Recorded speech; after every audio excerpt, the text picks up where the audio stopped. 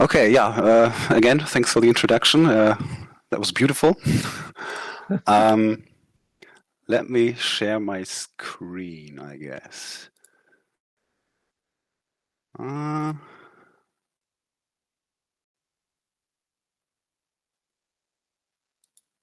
okay. You guys can see this, the construction set? Loading for us, for me at least. Loading. Yep. I don't know how is it for anybody else, but yeah, I think so. Interesting. I think for some people it's already up. Okay. Okay. No, you can just go ahead because that's Yeah, probably up. Yeah. So we will be talking about dungeons today.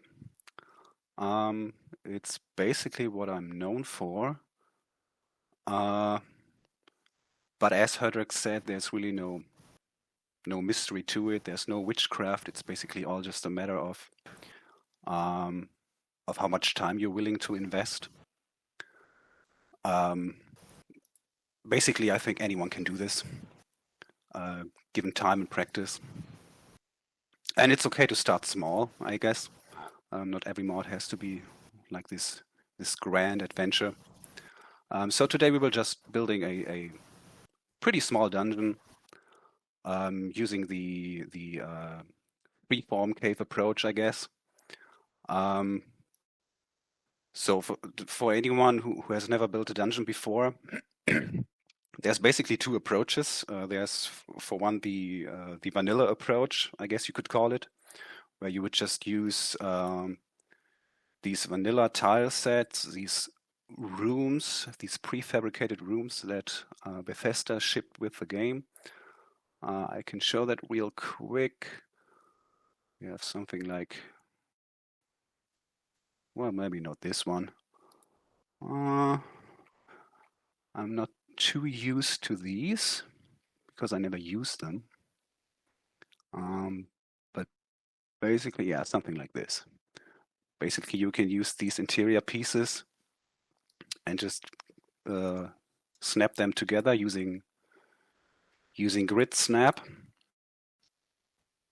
And this is a fairly easy and efficient way to make a nice looking cave. See, we just snap these together, and well, you can make it as large as you like. All the vanilla caves are like this, and then you would go ahead and add some rocks and whatnot to detail the place. Yeah, something like this. But I guess it's also easy to see that making a dungeon like this could be pretty limiting. There's not that much you can do with this, and personally, I find it rather boring, so I never use it. I did used to make caves like this back in the day, but I stopped a long time ago because I just felt too limited by it. Because you can easily see that you always have to operate within the confines of these rooms. You can never go beyond them because there's always a wall in the way. Sorry to interrupt you really quick, brother. Can you do one thing for us because there are more than four people still not able to see your screen? Can you just cancel the share and try it again just to see if it works? If not, those of us who are unable will try to restart Discord. Sure. Thank you, sir. Sure. Sorry about that. No problem. Hopefully it'll work this time.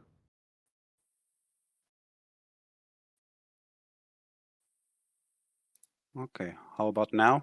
Oh, here we go. I can see it now. Okay.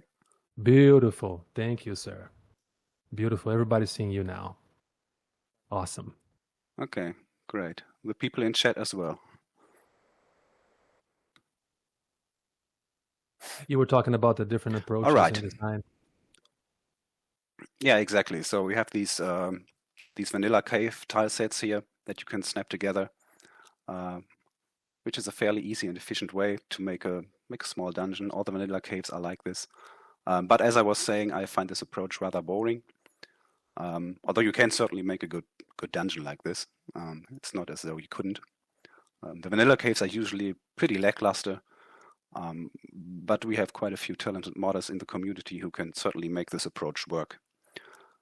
I myself have abandoned this approach a long time ago because, again, I find it rather limiting and boring. So what I usually do is I use the freeform cave approach, I guess you could call it, where I just use rocks essentially and wall pieces to shape my own rooms and corridors, and so that way there are no limits. I can do whatever the hell I want. That's why I enjoy that approach. You could use vanilla rocks for that. Well, maybe not these ones. Let's see. Something like this. But I generally don't recommend that, as, well, for one, these rocks aren't particularly detailed. They don't look very interesting. Plus, people use rock replacers, which could alter their shape. And so if you use these to make rooms, suddenly in game when someone else plays it, there can be holes and stuff. Not very advisable to do that. And so this is where OAAB data comes into play. OAAB data, the asset repository, has much more interesting assets to use for this approach.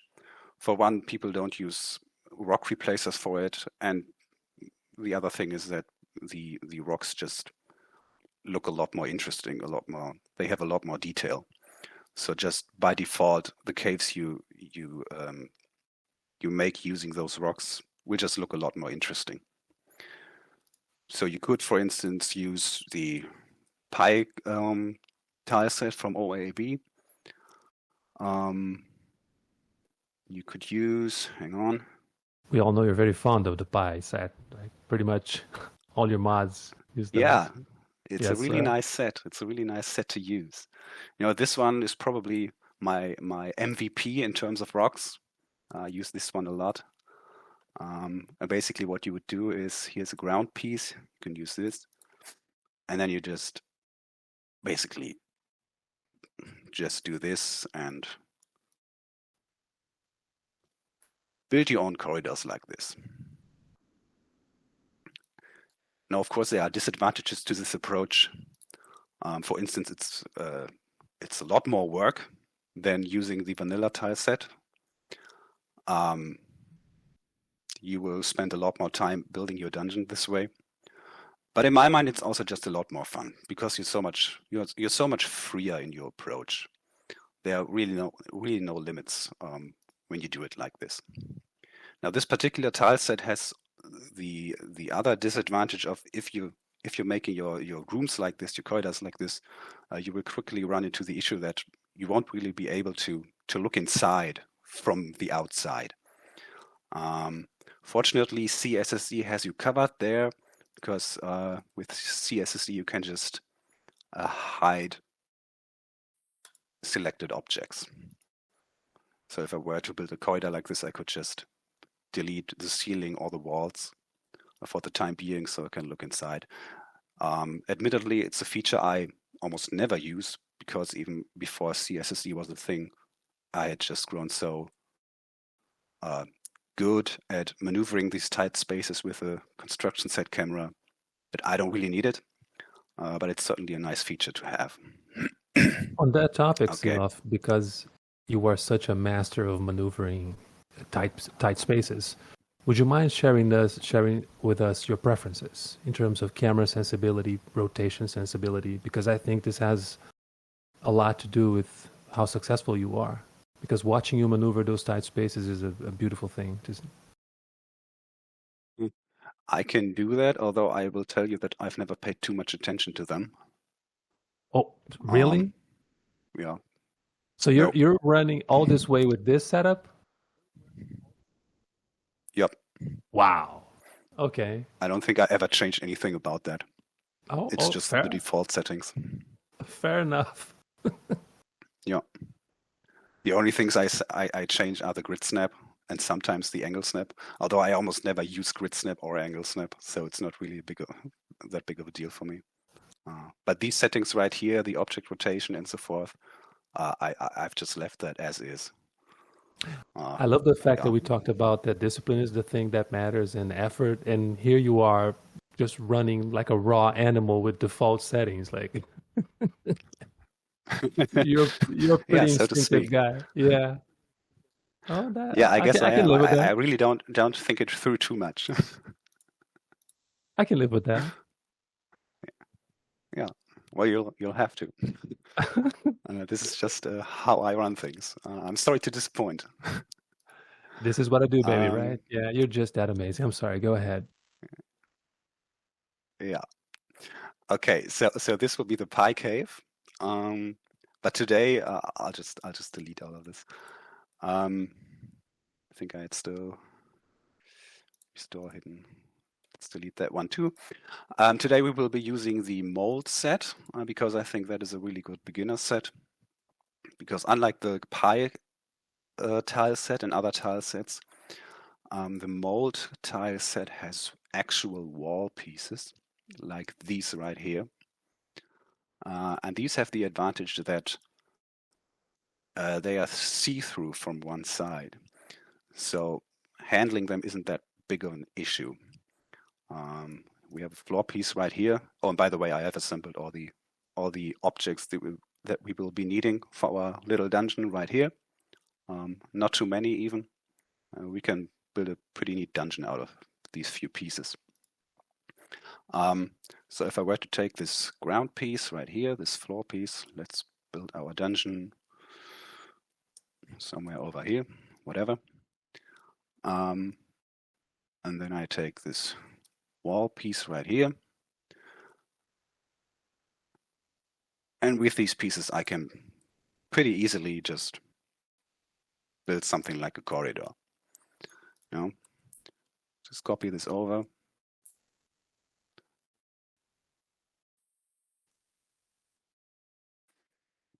Like this, basically. You know, and then you can still see inside from the outside. So that's a really nice thing that you don't have with the other tile sets. Right.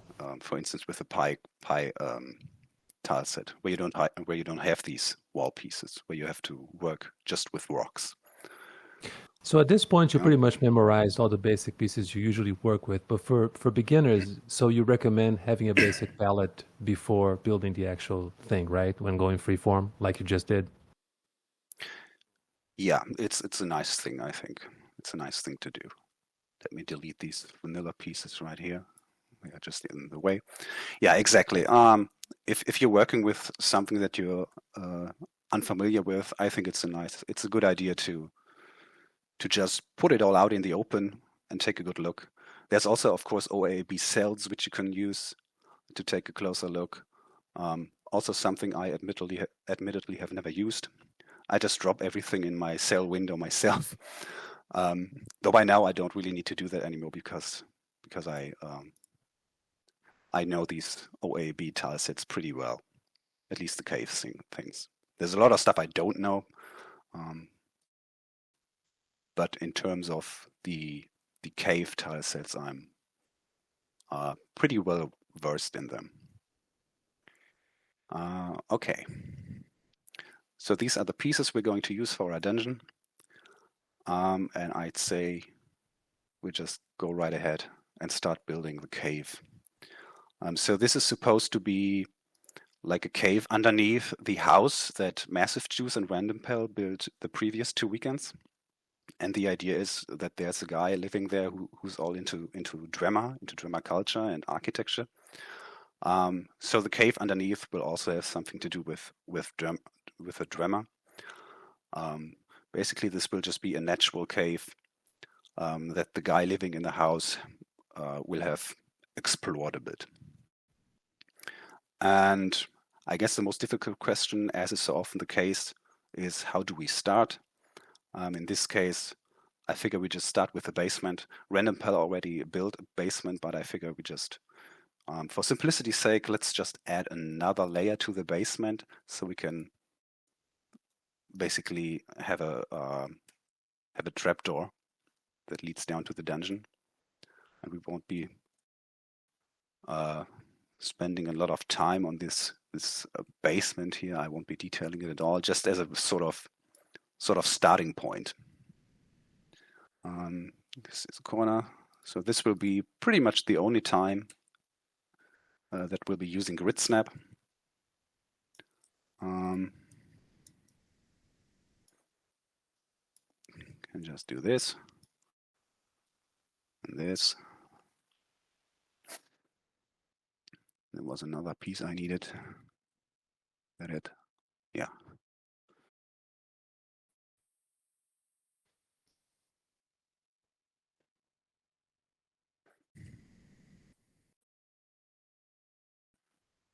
Nope, also the wrong piece.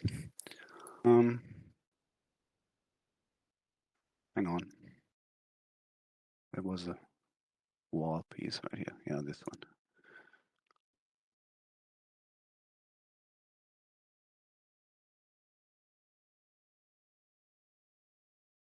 Okay. There we go. So now we have a nice little room with an opening right here.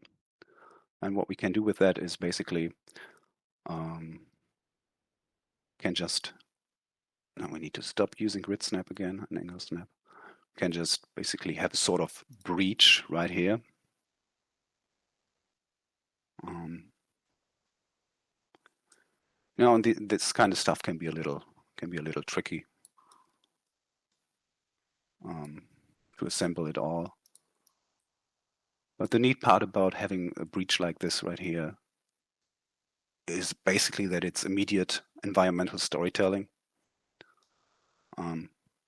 Because if you go down here, basically the immediate question is like, oh, what's going on here? Why is there this breach? Where does it lead? So it's immediately like a point of interest. And for this dungeon, we will be basically almost exclusively using the pieces from OAAB, with one exception. Well, maybe a little more than that, but one of the few exceptions will be, hang on, this boulder right here. This is a vanilla rock that I just like to use to cover up spaces, because obviously we need to cover this up here, right? Otherwise that would just look stupid in game. Boulder 2 is the battleship tanking, right, of filler pieces. Like, even me, not as a modder, but just working the construction set for myself, Boulder 2 is just such an old font. Such a multi-purpose little boulder. Yep. Yep, agreed. It's just my go-to boulder, basically. You can do this. And this. Yeah. And I'm not going to detail this room. We don't need that. We will be focusing on the dungeon. It's just for us to have a starting point. But you can easily imagine like having a trapdoor somewhere here in the corner. And then, I don't know, having a sort of pillar in the center and maybe some mining tools and whatnot. But I won't go into that right now. Okay. So where do we go from here? Now that we have our start. Hang on, let me quickly call the Shady Smuggler to our help. I like to use this guy to make sure that passages are wide enough for the player character to traverse. Well, looks a little tight.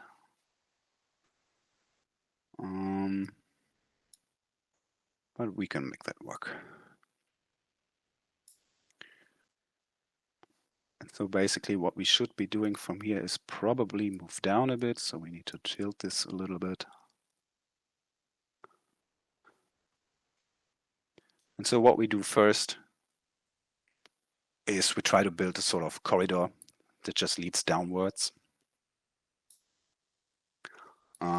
You know, one of the pitfalls of this freeform cave approach is to only build these large epic chambers, which is a lot of fun to do. I like to do it myself, but it's generally not a good idea to do that exclusively. You want some variety in your dungeons. You definitely want these tighter passages, these corridors, and mix them up with large epic rooms where you have all these epic vistas and stuff.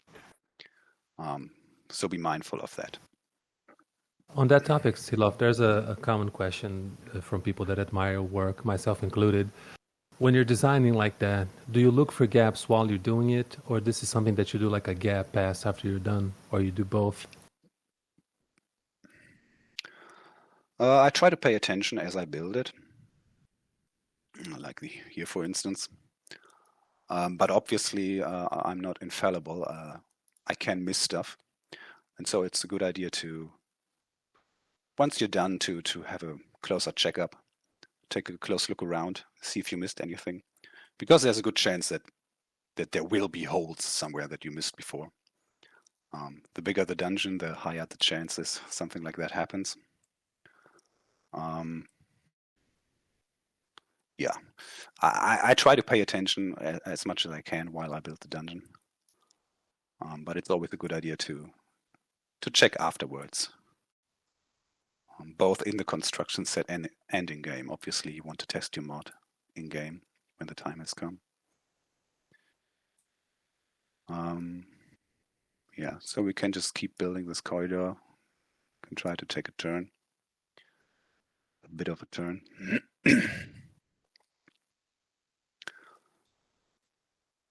And I won't draw this out too long.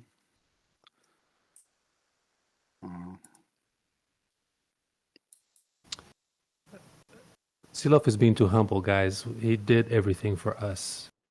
He took a lot of time from his schedule, even though he was sick, and he has something so beautiful ready to show us. He's just here demonstrating the process. But you will see. You will see. There's a reason why this man is the Michael Jordan of dungeons. It doesn't look like much yet, it's true. But just like this, we have a basic corridor that we can detail later on. I generally like to build the dungeon shell, so to speak, first, and then move on to detailing stuff later on.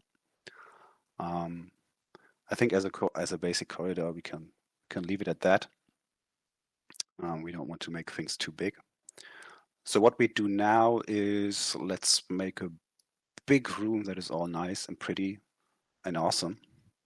And for that, we would use these big rocks right here that come with OAB. You could also use more wall pieces, which have the advantage of that you can look inside from the outside.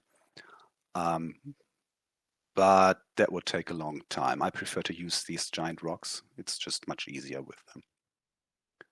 Is there and a the space method? will be so big that. I'm sorry. Go ahead. Please. No, go ahead. No, it's just I was just going to say that that our chamber, that the chamber that we're building here, it will be so big that moving around in it, even if we can't look inside from the outside, using these rocks won't really be an issue. Right. I was going to ask if it's a part of your workflow. It seems like here that you always start by the path that the player can take, right? Is that something that you always do? Because I can just imagine the how much work you went, for example, in something like Secrets of the Crystal City, even in a gigantic cell like that one. Did you start with the paths and then you developed around the walls and everything?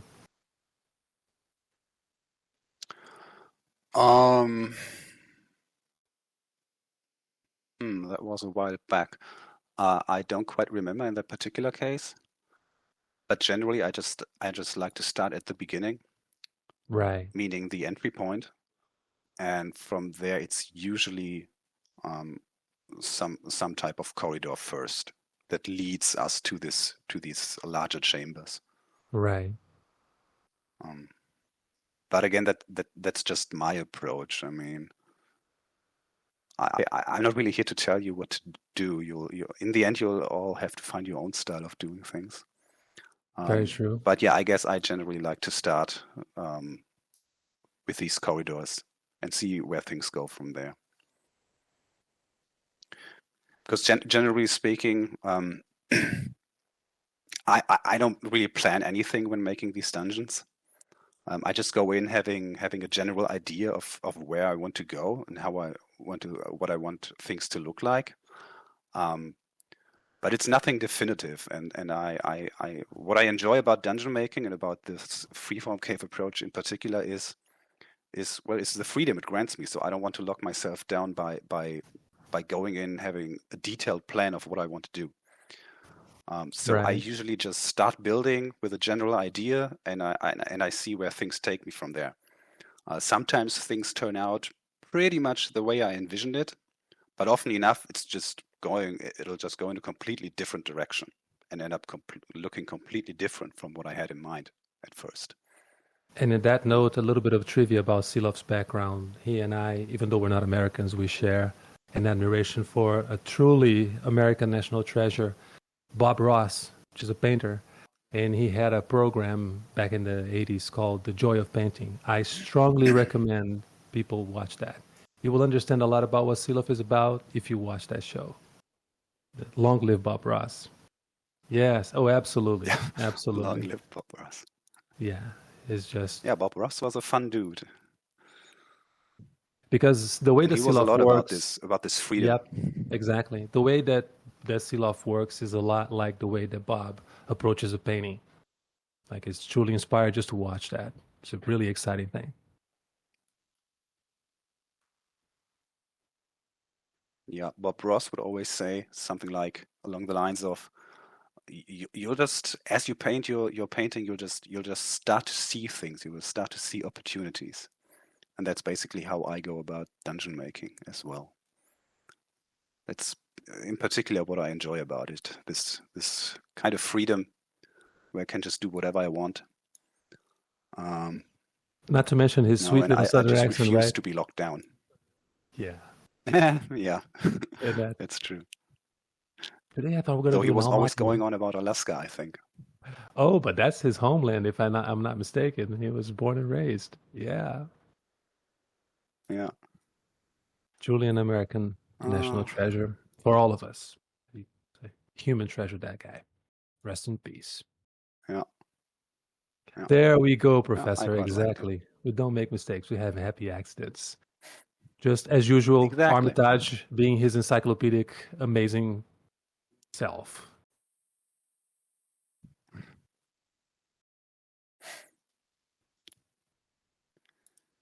Okay. So what we are doing now here is we're basically building a path that goes around this large chamber that we're making. And again, I don't really have like a fixed method of doing things. It's just sometimes I do this, sometimes I do that. I mean, building these sort of shells isn't the most exciting part. That comes later, basically, when you have your shell, and then you try to figure out what to do with it. But yeah, this is basically, you can just build a large room like this, and that way we can also add some verticality. Because what we will be doing here is we will be moving down.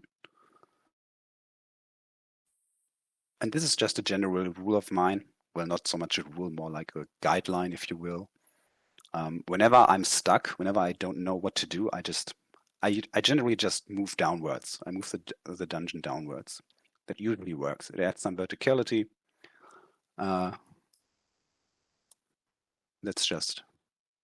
It's just always a good idea to add verticality. Just ask Dark Elf Guy.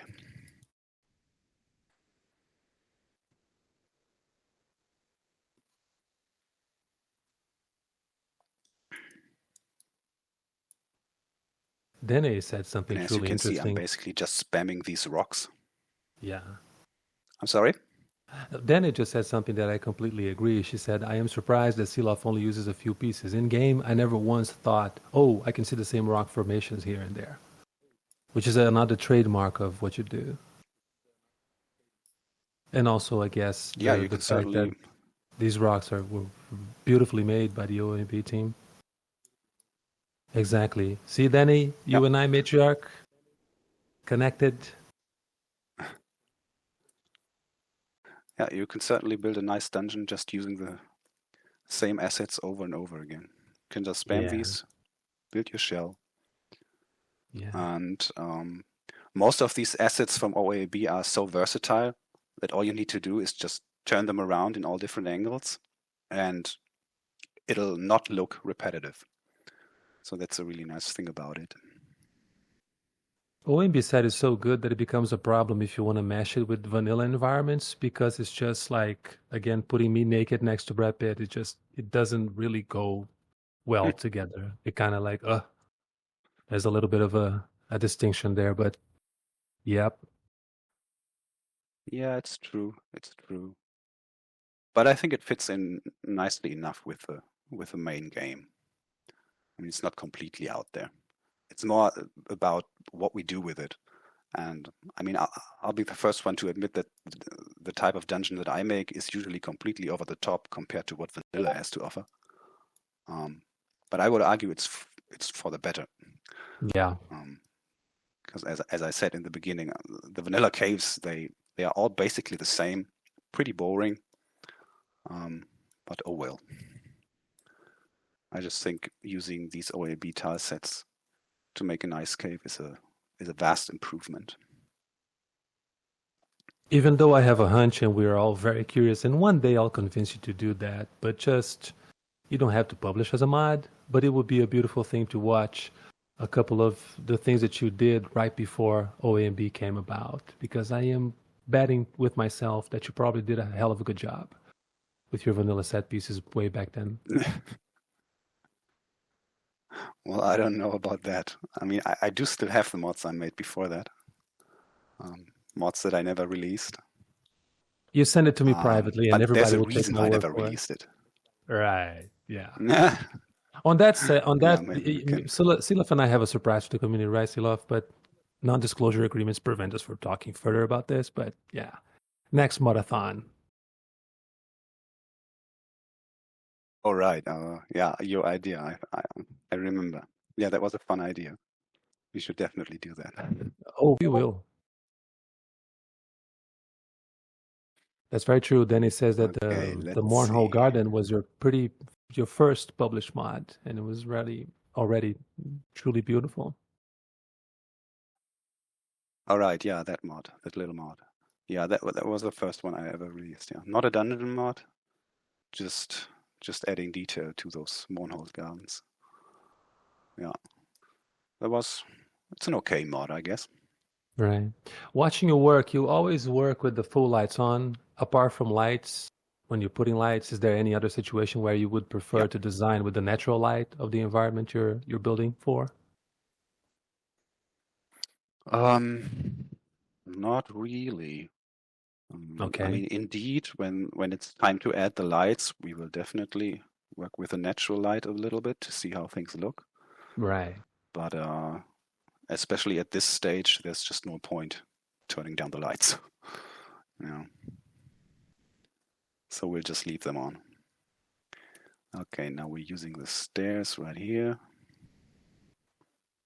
So we can just go in a different direction.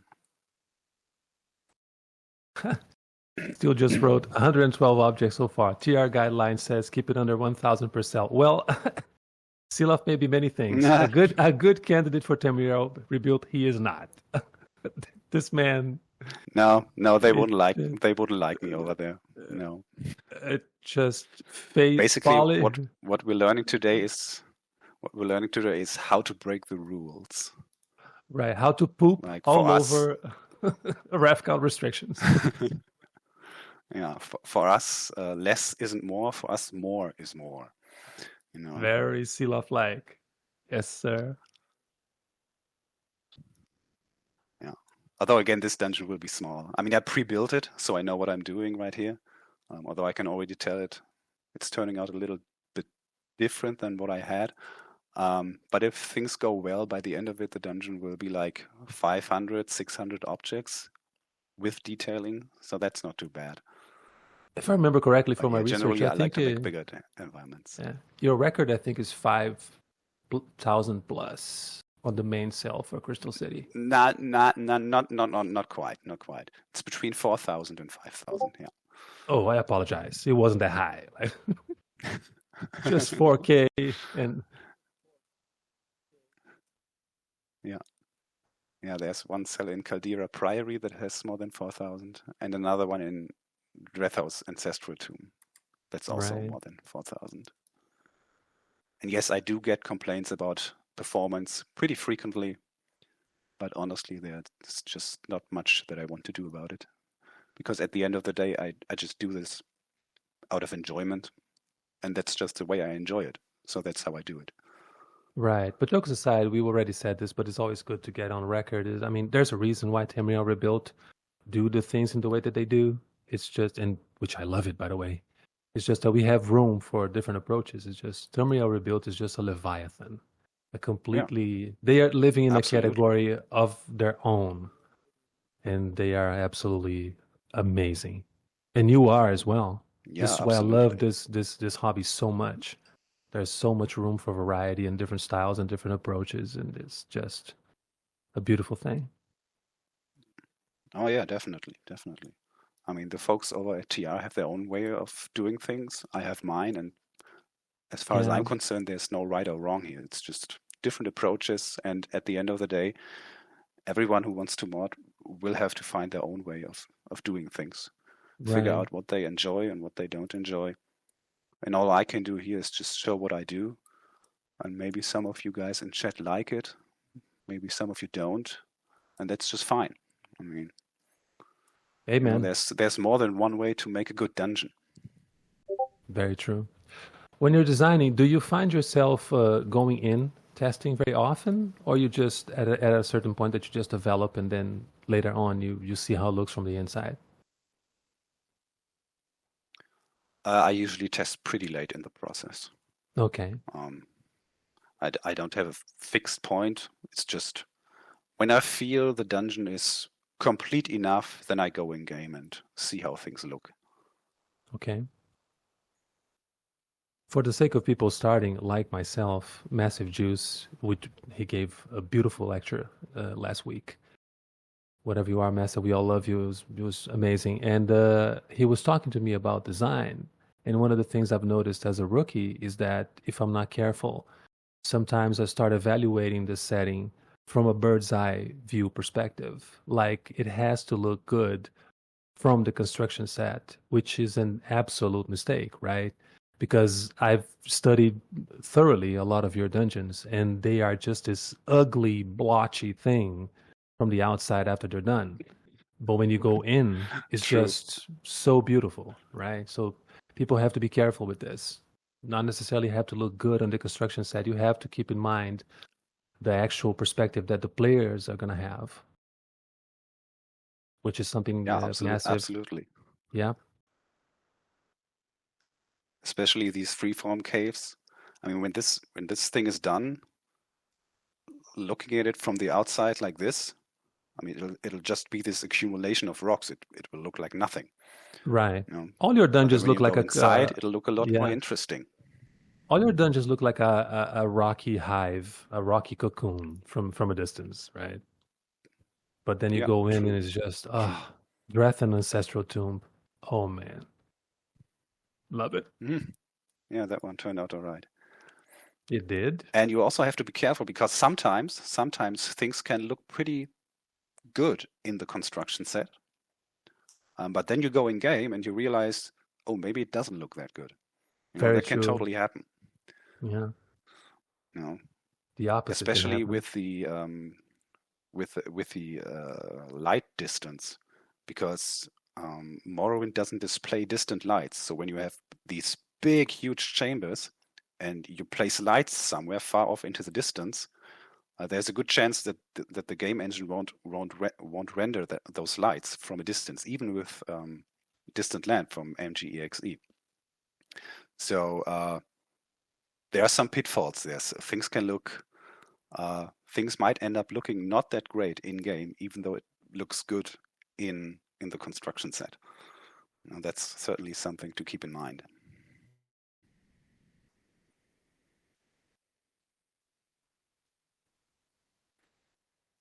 Okay, let's see.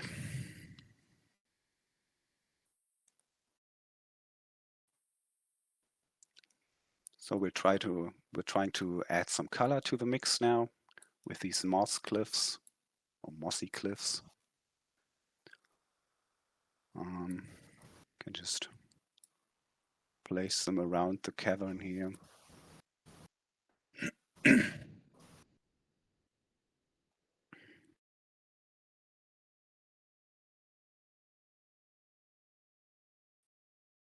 And this is another instance basically of where you just use the same asset over and over and over again. OAB has more mossy cliffs than this one, but I just find this one to be the most versatile. That would be the 03 one, because they're also Right. hang on. As a curiosity, would you ever be curious about trying your Yeah, these skills? ones. Go ahead. No, I was just showing these other cliffs that are also nice, but I just find this one much more versatile. Right. Then they ask Okay, if you your ever question? resize. Then they ask if you ever resize any of your assets when you're using them. Oh, totally. Yeah, another rule I like to break. Because last weekend I saw the workshop with massive juice, and he told us that you generally don't upscale objects, and it's a good rule to have. But me, I'm lazy, so I like to upscale objects all the time. You know, especially when you're making really huge chambers. It can be a good idea to use these giant rocks right here and just make them bigger. You know, just saves you a lot of work. Now for this Right. size, we don't need that. But I've certainly made chambers a lot bigger than this one, and then it just comes in handy to have to make these objects twice the size. But also when it comes to detailing places, I start to upscale rocks every once in a while. Not too often, but sometimes. I think it can come in handy. Yeah, so I definitely do that. Out of curiosity, have you ever studied the rock collection from Tamriel data like you did with the OAMB? Not really. I haven't worked too much with Tamriel data. Let me tell you. I am Wow. familiar a little bit, but Let me tell you. Once you take a look at some of the things that they did, I can't wait to see a Seelof mod using those assets. It is just a thing of beauty, on match, on par with what OAMB did. They have, especially you that likes to go big, they have these wonderful cliffs, mountains. It's just so good. So good. right. Do you mean the ones from Skyrim? Exactly. Skyrim, Home of the Because I remember Nord. they have these huge cliffs for the exterior world space in Skyrim. But not only They Skyrim, look pretty I neat. mean, the new artists that have been joining doing stuff for Tamriel rebuilt the Battlemake Islands. I mean, just so good. And the variety in there is just amazing. Things like you're working right now with the moss, and they have Okay. collections of rocks with all sorts of different surfaces above it. It's just cliffs mixture with snow that you can retexture as mud or moss, whatever you want. It's just amazing. Can't wait to see you put your hands all over that. Okay. Right, Talia, right. I'll have to take a look at that. Then he also reminded that I love his work. Right, Talia has a beautiful cave and rock set as well. Just so good. Very creative. All right, I think I know that one. Isn't that already in OAAB? Some Could be parts, mistaken. yes. A couple of rocks, yeah, they optimize it, but there's still Yeah. a huge part of his work that is still on his personal set. All right. Would you ever consider working Yeah, on a modern definitely. setting, something like Starwind, or doesn't pique your interest working on with a futuristic set like Star Wars? I don't know. I've never really given it much thought. To be honest, I don't think I'd find that particularly interesting. Although I Right. have nothing but respect for Starwind. I mean, it's an amazing project. It's just I don't know. I like my medieval Morrowind kind of alien atmosphere. Like that's kind of my thing. I like that. I like Right, working within those bounds. right. And we like that you like it. So it's all good. Yeah. Another thing I'm amazed is that Let's I have see. had the privilege of seeing your finished work, and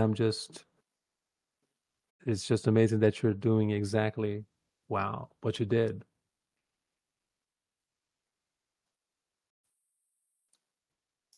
Yeah. Well, I try.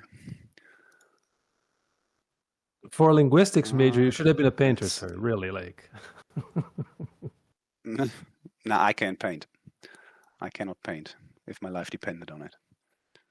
Um, can't draw. That wouldn't be very successful for me. Let's see. I'll just raise the water level a little bit. You can't paint, but you can move those Um, rocks with the best of them. come again? You can't paint, but you can move those damn rocks with the best of them. Yeah, that I can do. That's true. I can move around rocks. Oh, need to go way higher.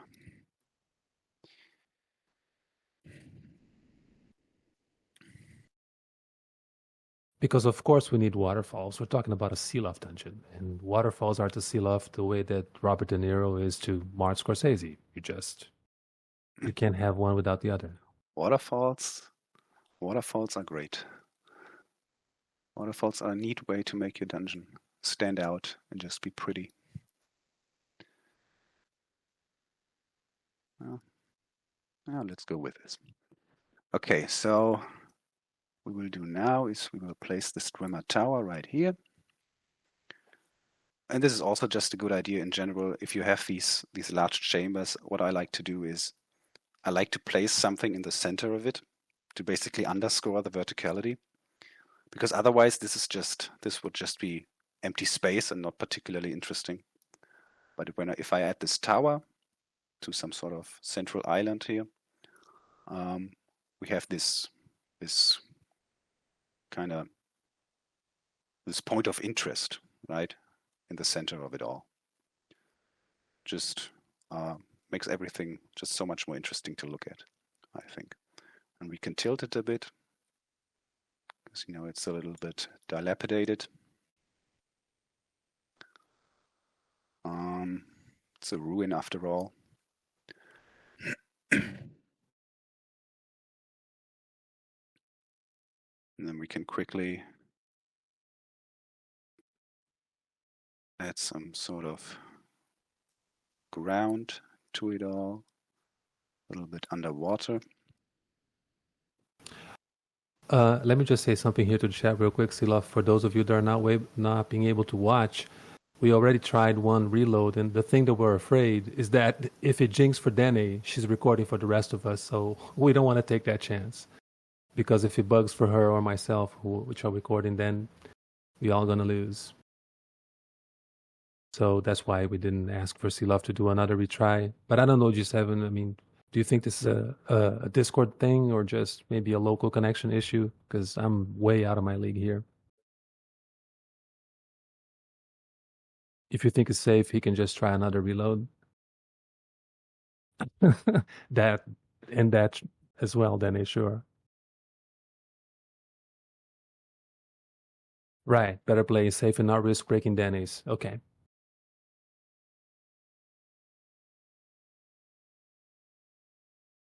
Some people still not see the construction site. Apparently, there is an algorithm behind this bug because it's choosing the most technological talented people.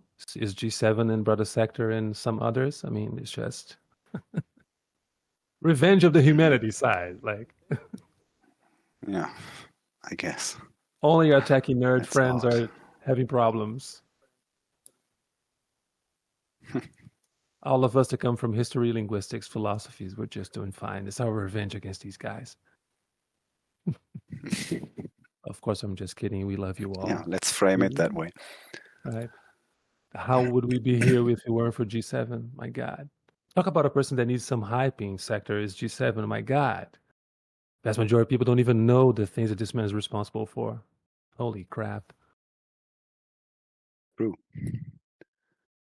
He's a monster. He's the oak tree of this modding community. That's one way to put it. Yeah. Oh, credit to Melchior Dark. He was the one that described G7 like that to me once, and he's absolutely on point.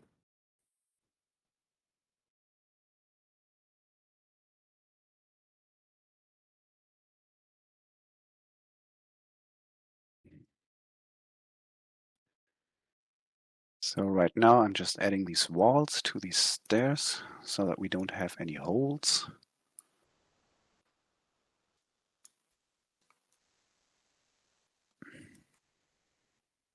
Oh, absolutely. Dark elf guy. It's just like now we need to talk about a polytheistic pantheon because, right? There's just so many of them. The matriarch, like Melchior Dark, our resident Martin Scorsese. Without And Dark Elf Guy, many of us wouldn't be here. oh, please, I wrote this to him once. It's just he is the man. The fortitude on his guy. He's just like he's the YouTube version of Abbott, our resident goat, doing this for more than 20 years. Never never clinging to the hype, you know. I remember back in the day when Skyrim came about and just Dark Elf guy was just sticking to Morrowind. Tells you a lot about that guy. Love him. We all love him so much. Definitely. Definitely. I mean, without his videos, I probably would have never gotten into modding. Right. And that's how you made into the cover of Time magazine as to 2019 Morrowind Person of the Year, because that was your year. Yeah, so to speak. Picture of you wearing a bathing suit in the front of Time magazine. But yeah, Oh yeah, people would love that, definitely. you hit the community. Like, I think Barandas came in 19 as well, right? Um, I could I think that check. was a year later. I Yeah. think that was 2020.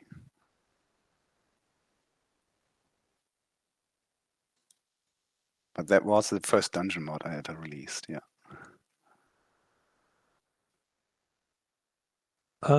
I was talking to Sector, leaving him comfortable to go for as long as he wants. And because it's being recorded, we will make it available afterwards. So we'll probably still be here for a while. Last couple of workshops took 2 hours and a half, 2.5 hours. So maybe something along those lines. But given it's Seelof, it could be more. And also, if he starts feeling a little worse for wear, on the contrary, we will drop it and we'll pick it up next week. Yeah, we'll see. For now, I'm good. Awesome. Mhm. Yeah, and a lot of this is just moving around these rocks, turning them around in all different kinds of angles. You know, creating the walls, creating the ground. Just building our shell.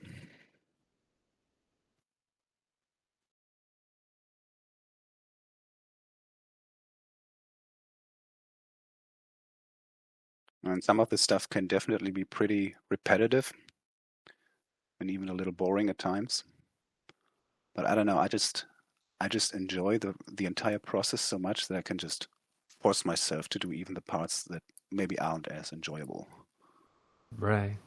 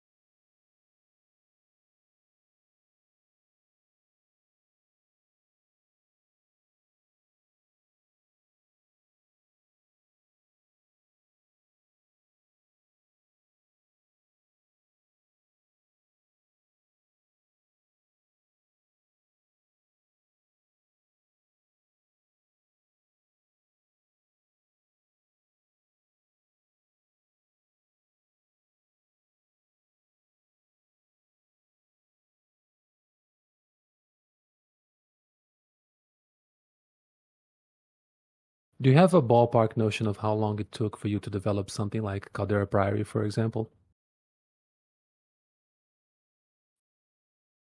Um, Caldera Priory in particular took many months. Okay. Um, well, basically all my dungeons take many months because I like big dungeons, so they usually take a while. With Caldera Priory specifically, I think from the time I first started until release was almost 1.5 years, but I had a big break in between there somewhere Right. of like 5 months or something. So in total, it was probably like 10 months that I was working on it. And if you're comfortable sharing this, when you say like X number of months, usually a couple of times a week, a couple of hours, or just a bit more than that?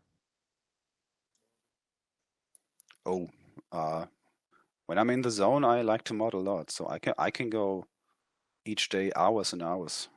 Right. Like the rest Um, of us. Okay. Just checking. yeah, yeah, sort of. Um, yeah, again, when I'm in the zone, I can go for hours on end.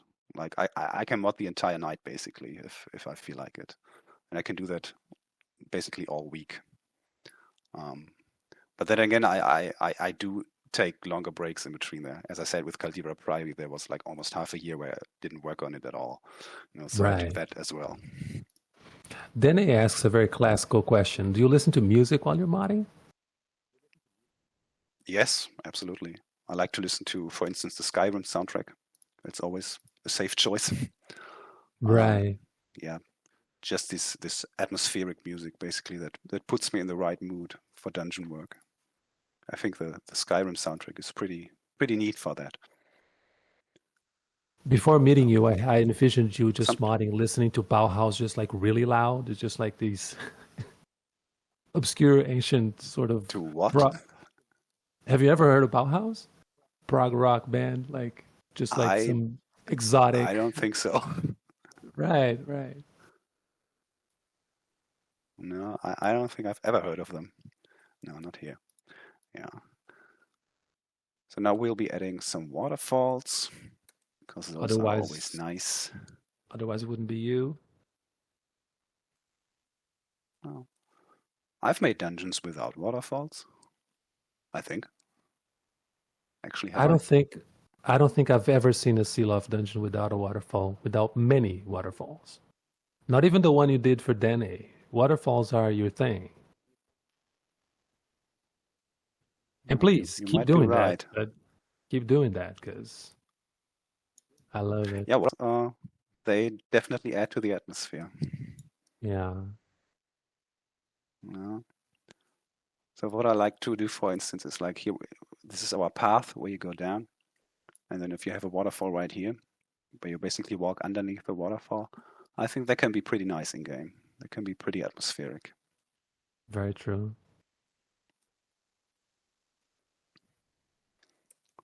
So what we do basically right now is just we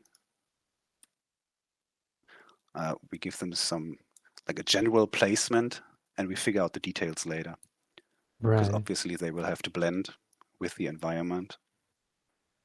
Um, so right now this is just to give us basically a feel for them, how they could look.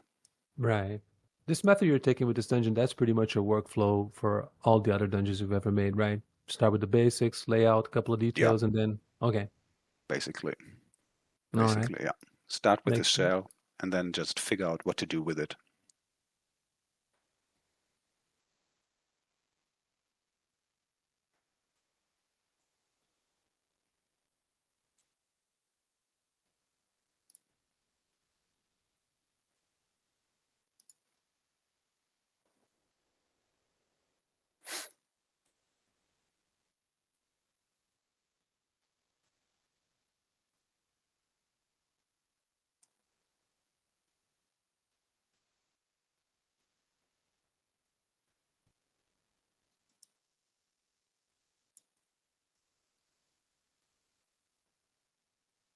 There's a question here, Seelof. Is making hidden rooms behind waterfalls still okay or already overused? How would you feel about that? I would say go for it. I certainly like to do it myself. I've done it many times. I think it's just, um, yeah, it can just be a neat little secret for the player to find.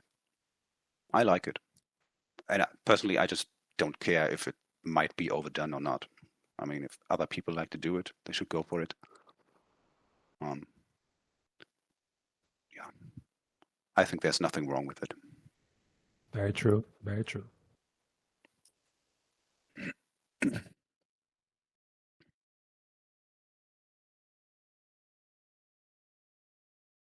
Maybe another one over here.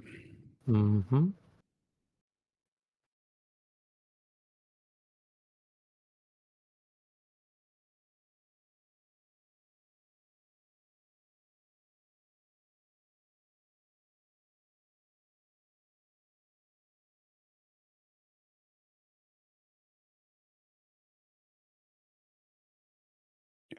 And this would basically be our general layout.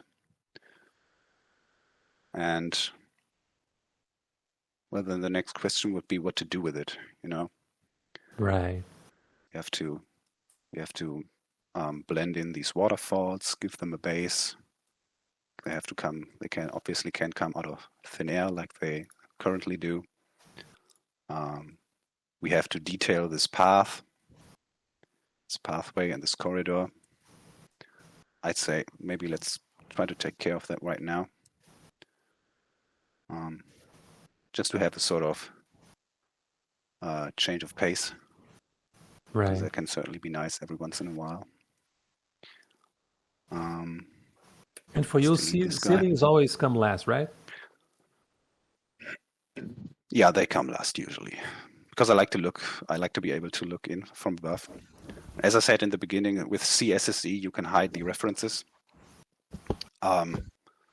So not adding a ceiling is basically like some sort of ancient remnant from the times from before CSSE. So by now it's just how I like to operate. Right. You can certainly add in the ceiling whenever you like, and if it bothers you can just hide it. But I always add it pretty much as the final act of the mod, of making the mod. Because you didn't have any special settings on your preferences, I'm just imagining that when you're starting moving around tight spaces, that's pretty much all. You use all of the standard controls, right? Spacebar to move around, left shift, and the rest is just training, right? Yep, pretty much. There's no witchcraft to it. I just use the general controls that the construction set has to offer. And over the years, I've just gotten so good at maneuvering these tight spaces that I feel comfortable with it. But I can certainly see how it might be an issue for others. Right. Brother Sector asks you if what is one CSSC Elder Scrolls construction site feature you would feel your work couldn't exist without? E.g., what do you rely on the most? Is there such a thing? Of the CSSE features. Yeah. So I guess for me, the most valuable feature CSSE adds is just the search bar. Yeah. That thing was just a game changer. I mean, that just makes everything so much easier. Right. Like before we had a search bar, we just had to scroll through this entire long list. And if you add in temporal data, it gets even worse. So the search bar is just, to me, the search bar is the MVP. Because even if I know where everything is, right, I still have to scroll through this list, But with the search filter, I just type in mold, and then I have everything right here that I need to build this particular dungeon. Right. Do people in chat, anybody has the answer of when was the search bar implemented? The year or ballpark?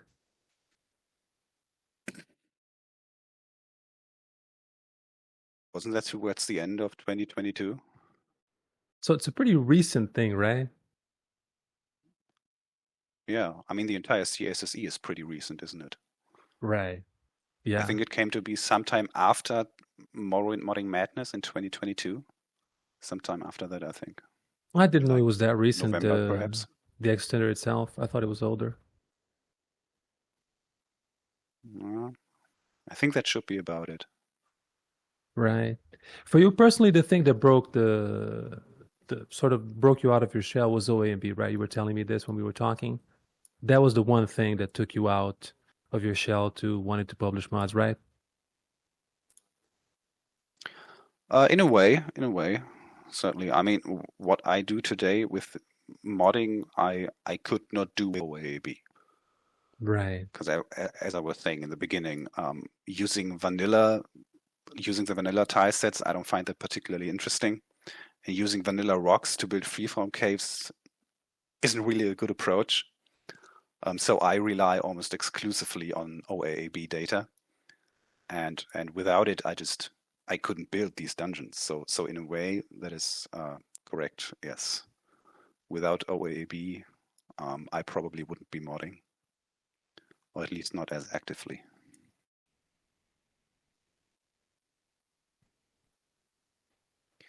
Okay, so now we will just go ahead and try to detail a little bit. This is a pretty straightforward process. Can be quite repetitive. Basically, we just spam these rocks everywhere. These particular rocks are my personal MVP. I like to use them a lot. Those would be those cave mold rocks 03. Yeah. They're pretty versatile. Just to but I be also like to use these. Hang on. These are right. just really nice to decorate the walls. Yeah, go ahead. Yeah. Just for the sake of being thorough and for the sake of beginners, when Seelof is talking about his favorites, it's important to pay attention to the number. So, for example, he likes to use number 2 from that set, but they have a variation for each texture. So they look the same in terms of the size and the format of the mesh. Well, all it changes is the texture. So number 2, for example, it'll look exactly the same whether it was bone, pie, mold, mud, or lava. All it would change is the texture. Sometimes they have exactly. different sets with different mesh formats, but more often than not.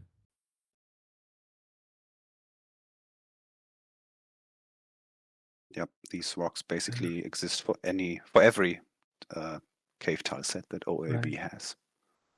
Right. Detailed Devil asks a question that I think you're going to be able to answer a little bit later, but he asks, what's your approach to get the lighting right? Lights will look different on everyone's install.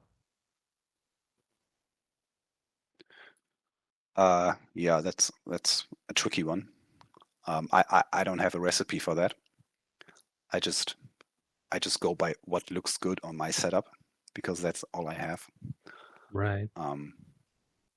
I mean, when it comes to the lighting, the first thing you have to figure out are these light settings right here. I usually just go for something very basic like this. I like to make my dungeons pretty dark because when they're dark, the individual light sources that you add tend to pop out more. It looks more interesting to me. But you don't have to do that. You can absolutely make your dungeon a little bit lighter. To be honest, I still really don't really have it all figured out in terms of these settings right here. Usually, I just experiment around with it a bit, and eventually, I find something that I like. Well, and then the other thing that you have to take care of course, is the individual light sources that you have to put down everywhere. So here we have a lot of water. It's generally a good idea to add some light sources to these. So here we have these blue lights from OAB, and we can place these in front of the waterfalls, for instance. Right. And it's important not to place it too close, because then you will get these spotlights. Now in the construction set, it doesn't look so bad, but when you go in game, having positioned this light bulb so close to the waterfall, it won't look good. because it'll look as though there's a spotlight on the waterfall. So what you want to do is you want to move it a little further away. And this can take some experimenting. I mean, it'll definitely require some testing in game to see how things look, and then you can adjust accordingly. Yeah. Let me just address the chat real quick for the sake of people that are not able to watch the presentation. Yeah, that's exactly what he was doing, Upanishads. He's just using Control D on many other rocks that he prefers, which is the setting number 2 that he showed as an example. And just using Control D, he's just spreading all of those around. But like Judy said, you can also use Control C, Control V. Yep, definitely. My life got so much easier when I discovered that Control D was a thing. I didn't know about that until like sometime last year. So that was kind of funny. Oh, it is funny. I'm just, as much as I try that I want to convince people that in your case it's about work, but you're just such an instinctive animal. Like talking to Seelof, he's so oblivious of some of the most basic things. Like he is the Michael Jordan of dungeons. You know, MJ back in the day, he just didn't care about his shoes or training. Like, the guy, he was just born to do it, and that was it. Like here I was. I really am just a total noob. You're just a raw, instinctive animal, and I love you for it. But it's the funniest thing when I met you first. Like, in a way, I kind of knew it was gonna be like this, but here I am asking you if you have secret sauces and beautiful secret private settings, and you don't even never touch the goddamn scroll settings and whatnot. I love you. Yeah, you just cared roll about it. with it. Yeah. I just enjoy putting stuff together in the render window. That's all I know. Pretty much. That's all I know. No, you can tell a beautiful story. Come on, Rathan, that visual storytelling you did at the end. I don't want to spoil it too much for those that haven't played that mod, but playing that mod, that scene alone, that must have took you a long time to assemble that couple of skeletons, right? Before you did some G7 magic. Long. Yeah. That scene is beautiful. Not that long because at that point I had already grown quite good at assembling skeletons because I had done Caldera Priory. And for Caldera Priory I had assembled like hundreds of these skeletons. Right. So I can actually do it pretty quickly by now. But when I first started out making them, yeah, that took me forever to figure out. That's true.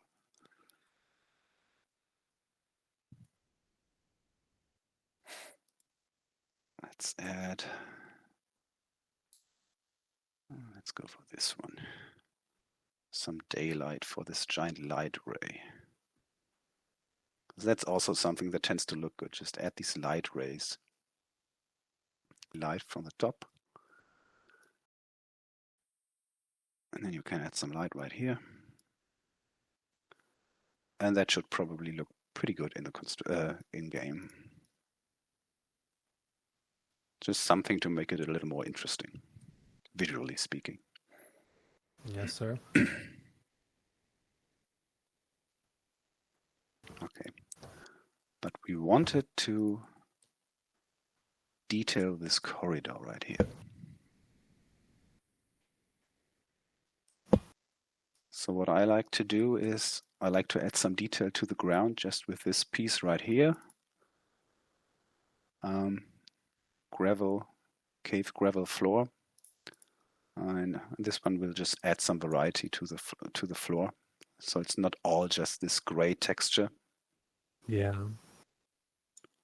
That usually works pretty well.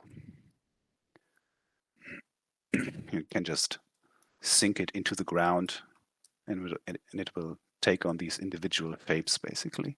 Right. So there's very little visual repetition, even if you don't rotate the thing itself, which I could do, of course, but it's not really necessary to do.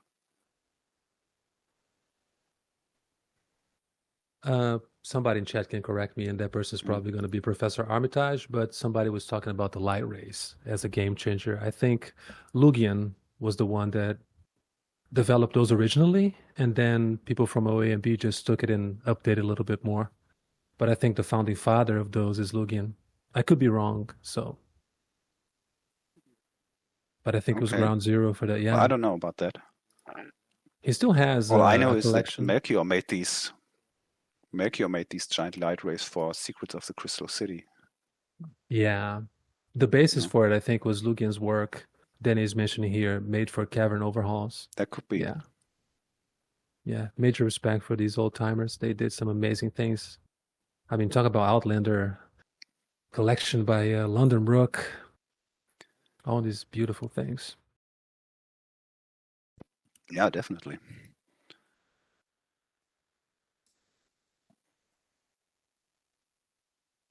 And you use alt placing as well, I've been noticing, This is right? another rock. Come again? You use alt placing. You press alt and then you take advantage of the Z Oh yeah, axis. Right, right. yeah, yeah. This is something I didn't pick up too long ago. Because again, this is a CSSE feature, and I was used to not having it.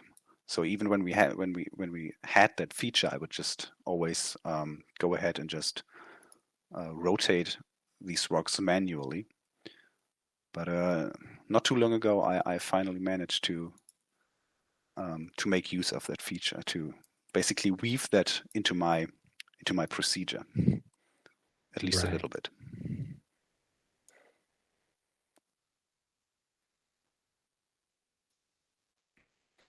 You know, and these rocks are pretty handy as well. You can use them to decorate the walls, but you can also use them to further detail the floor just by sinking them into the ground. And then you have some rocks sticking out of the ground that can look pretty nice, like this perhaps. And then basically you would just go through the entire corridor and the entire pathway and Mm-hmm. keep adding rocks everywhere. You know, can be quite repetitive, can be quite tiring. It's just something that basically I have to force myself to do it. Right. But I can do it because, well, again, I just enjoy the process overall so much that at the end of the day, I don't really mind. And this will look a lot more interesting than using the vanilla tile pieces to make corridors. I think it's pretty obvious that this looks much more interesting than that. Yeah. You know, Just already without even having put in that much work. yeah. Just clarifying something for the chat. Yeah, I was talking about how Massive Juice taught us in the last workshop. He's pressing Alt while placing his objects. It's not Alt Z, but he's just moving all over the Z axis. So that's why I call it, and I apologize. It isn't technically Alt Z. It's just Alt placing using the Z axis. Yeah. You hold Alt and basically left click, and then it'll just adjust to the surface that you're pointing at. Right. And back to your point, we don't mind at all. I don't think there's anybody here that finds it boring. That kind of process is probably therapeutical and relaxing for the vast majority of us. I know it is for me, and as Massive was telling last week, and I know it is for you like that as well. Like I lose track of time when I'm doing that kind of thing. Oh yeah, totally. Totally. Yeah, I mean this is just part of the process. I mean it can be boring to do, but it doesn't have to be. And it can be quite rewarding. You know? Yeah, but this is basically what you would do. Just add these rocks everywhere and already it looks a lot more interesting than anything that vanilla caves have to offer. Right. But we could add in even more detail. As I said in the beginning, this dungeon is supposed to go underneath the house that Massive Juice and Random Pal built. So there's a guy living there. And perhaps he has already explored a bit of the cave. Maybe he has left his traces. So we could add these beams, for instance, these support beams, to add in even a little more detail. You know? And like this perhaps, obviously the thing is not supposed to be floating, so we would add in some additional rocks. Let's take this one.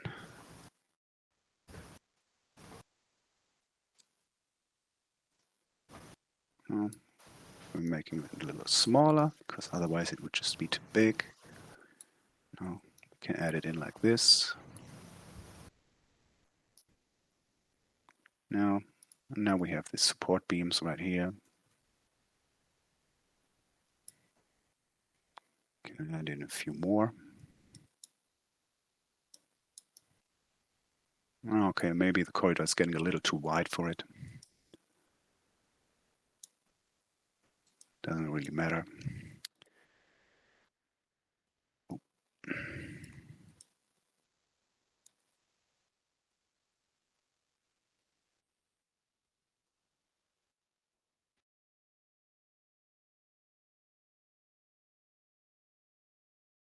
Something like this. And also add in these things right here, basically to hold back the rocks a little bit.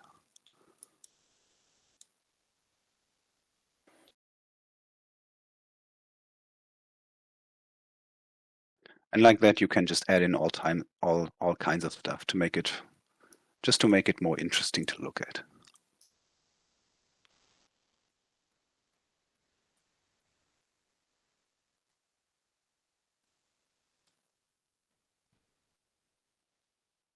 And of course, this is stuff that you can do. You don't have to do it.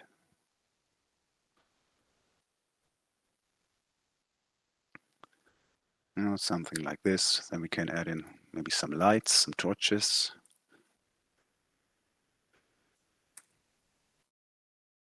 Let's go with these tiki torches right here. Just tilt them a little bit.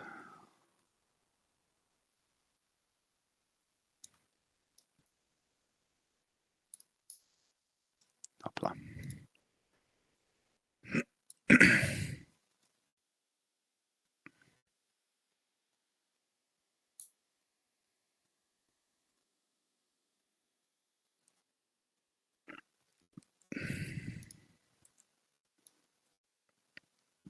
I've been watching you work, and again, for the sake of people that are beginning at this, you have your render window with a lot of real estate in your monitor, the object window a little bit in the background, and you're ignoring cell window entirely. This is pretty much a standard one-screen workflow, right?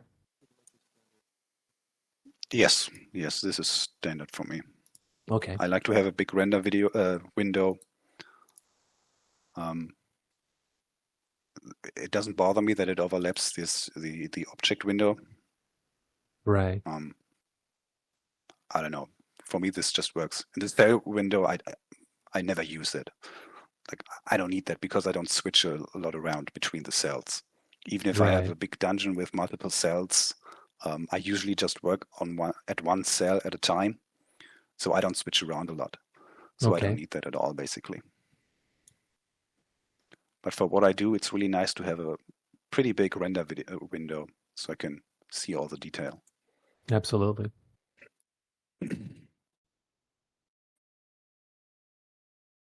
No, this is nice. You know, basically like this. And then we can also add in the ceiling for the corridor, since the corridor is basically done. For that, you could use these wall pieces, for instance, which have the advantage that you could still look in from above if you use these. But personally, I prefer to use these rocks right here, these cliff pieces. They tend to look pretty nice. They will be Cave Mold Cliff 01. Usually you would use these as more like for walls and cliffs, of course, given their name. But I like to use these as a ceiling. Right.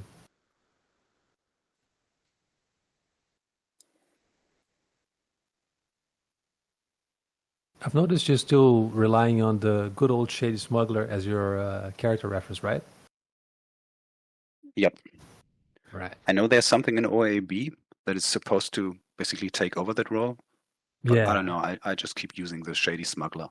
That guy has been with me for years now, I was wondering how many Thai corners you've made that are high and I elf don't want unfriendly, like, because that's the problem with using a to. right. Yeah.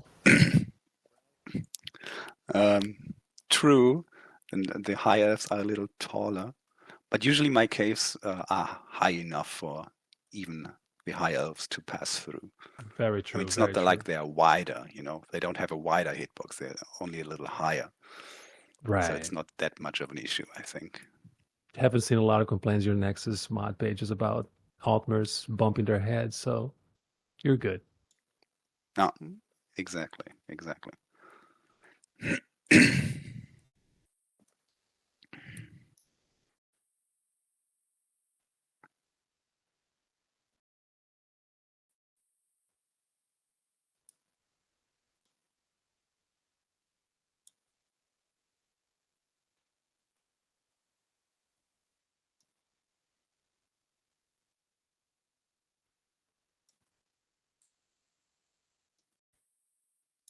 But regardless, again, because this is being recorded for the sake of people starting, Judas just said something extremely important. Always test in game with a high elf. That's absolutely true. Because if it's good for a high elf, it's good for everybody else. But if you're working a really tight spot, you can make it problematic if you're high elves. So yeah. Thank you, Judas. Oh yeah, definitely.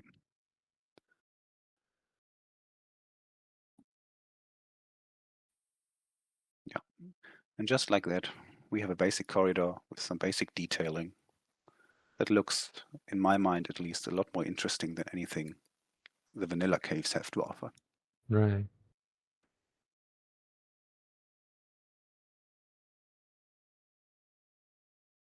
I don't know, something like this. Mm-hmm. Oop. Yeah, this is basically how I go about this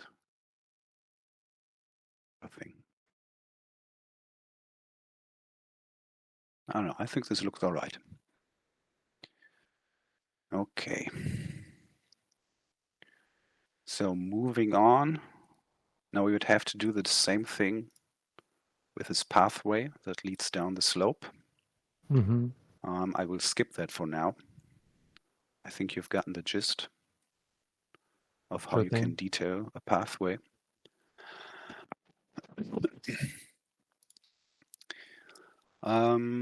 Let's see. So we have our central chamber. I'd say we should probably try to blend in these waterfalls now. So for that, I'm thinking we can probably use this piece again. On one.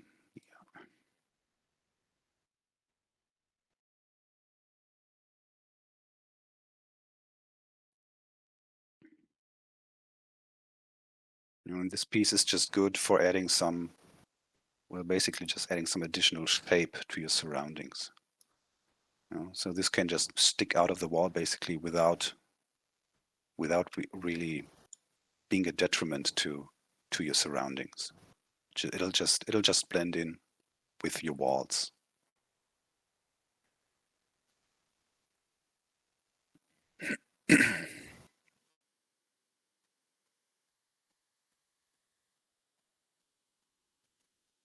I'm saying that one of the advantages of you working with fully 3D objects instead of just these hollow shells is that much more safer in terms of gaps, right? Even though it has a higher poly count, just has that advantage that you will never end up with Yeah, I something guess. like, I guess. Yeah. yeah. Yeah. You don't have to worry as much about gaps, I guess. Yeah.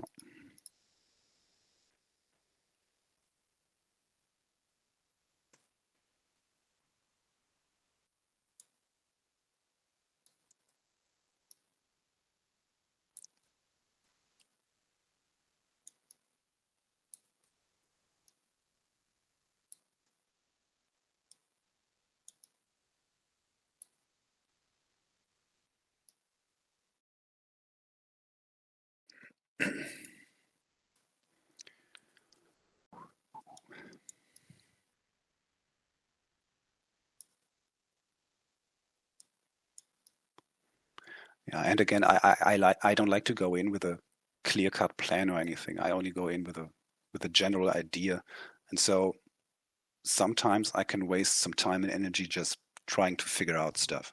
So often enough, I just basically just throw things at a wall and see what sticks. And Right. sometimes I just have to get rid of things. Sometimes things just don't work out as I'd like them to. Right. That can certainly happen. It's interesting watching you But mod I this don't really dungeon. view that as a waste of time I don't really view that as a waste of time. To me, that's just part of the process. Even if something doesn't stick, even if I erase something, to me that's still progress because I just learned what not to do, what doesn't work. So to me, Right. that brings me a step closer to what I want. Absolutely, yeah. Yeah. I was going to say that watching you I'm work, sorry it's I interrupted you. oh no, no problem at all. I was just going to say that it resembles so much an actual building process, a construction process, because laying the foundation is actually the quickest part. Working the details is actually the thing that takes more time. And this goes for architecture, engineering, and apparently modding as well. You did the shell in less than an hour and a half. But now the cluttering part and the detailing part, that's the part where you probably spend a lot more time, right? Just getting each detail Yeah, around. And definitely, yeah. Yep. definitely. But it's also the most interesting part. I mean, building this shell, it's not very exciting. But then figuring out what to do with that shell, how to fill it with interesting content, something that's fun to explore, but also just nice to look at. That's the interesting part about it. Yeah.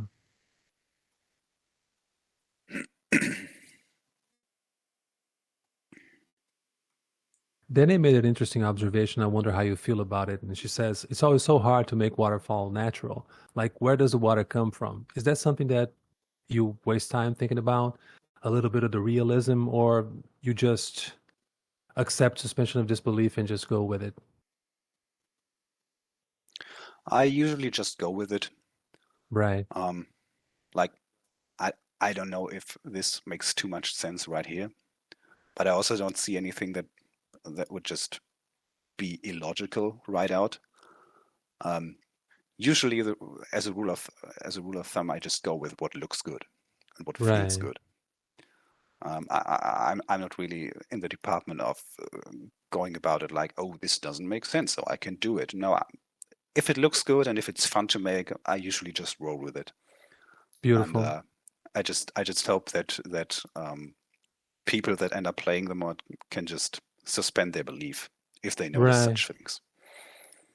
I mean, I don't have an experience as a modder, but I have a lot of experience as a user, and I always say the same thing. Like, if we start worrying about realism when it comes to waterfalls, I mean, it's always a balancing act. But just it's if we don't have a space below for the water to sort of go anywhere, then we're already breaking suspension of disbelief because this whole room will be flooded in a second. Where's the water going down there? Right. I mean, True, so we have to true. accept that regardless because it would be impossible. It's just like rivers or waterfalls outside. If we were to be realistic about the course of a river, it would be totally unrealistic to make a totally unfeasible to make a realistic waterfall, right? Yeah, definitely. Yeah. And I've heard that though. So, for instance, with my mod New Ilunaby, the cave Ilunaby is right at sea level, you know. But I have this giant cavern with these huge waterfalls, and strictly speaking, there's no way for the Exactly. water to go because we already are at sea level, you know. Exactly. But I didn't care. I just Right. I went for it mean, anyway, right. Right. you know. Yeah. But that's just I don't know. I don't pay too much attention to these kinds of things. I mean, it's good to keep those things in mind, certainly. Yeah. I But at the agree. end of the day, this is just a video game, and Right. we're all just here to have some fun. And so it's okay to suspend belief, I think, at Yeah, I least think to an extent. right. I think the lesson here is that you're loyal to your own style. I think that that's the important thing, and that's the lesson that a lot of us and pretty much all of us can take from it. which is not necessarily emulate you or try to be like you, but we can take a cue from the fact that you are loyal to your style. And even though you recognize that there are limitations with them, like this is not very potato friendly, for example, you're not being technically the most effective because you're using pieces that are fully two-dimensional and you're just wasting poly counts in that sense, but it makes sense for you and it works for you. And the final product is just really, really good. I think that's the most important lesson. Just like Massive was telling us that. Yeah, it's about style. I think that's a good way of putting it. Yeah, you just have to find your own style, and if you like what you're doing, then just go for it and do what you like. You know, this really isn't a science where everything has to be like absolutely correct and absolutely reflective of reality. You know, just do what you enjoy, and it'll show in the end product. The end product will probably be the better for it.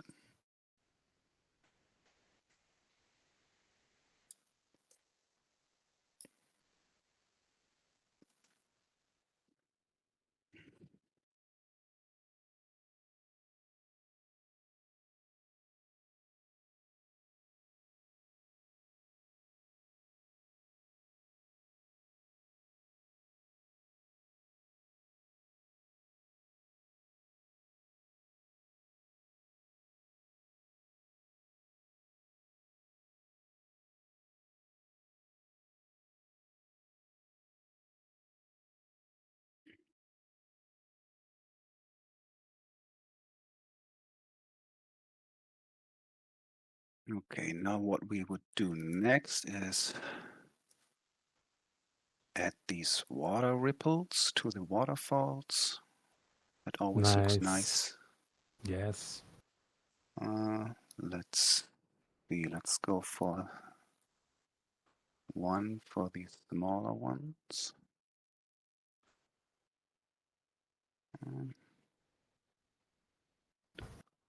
Placing this. To this day, I haven't really found out how to correctly place these on the water surface, because I could just go for the Z position to match the Z position with the water level, but I'm not sure that's correct. I think it might blend too much with the water itself then. I think that piece settles well at the -1, but I would have to confirm with the guys that designed this from OAMB. But I want to say it's -1 at the Z level. I have to check with Melchior. Yeah. It has a correct placement. I usually just eyeball these. Yeah. Yeah. Speaking of things like that, was there ever a particular thing about designing dungeons that sort of gave you pause, that made you struggle, like you found it much harder to sort of master than others? Or it was just kind of like an even process of picking up things slowly?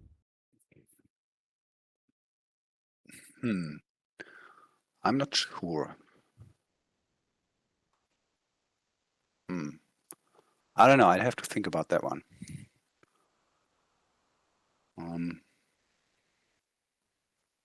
For me, for example, hard to say. I don't know.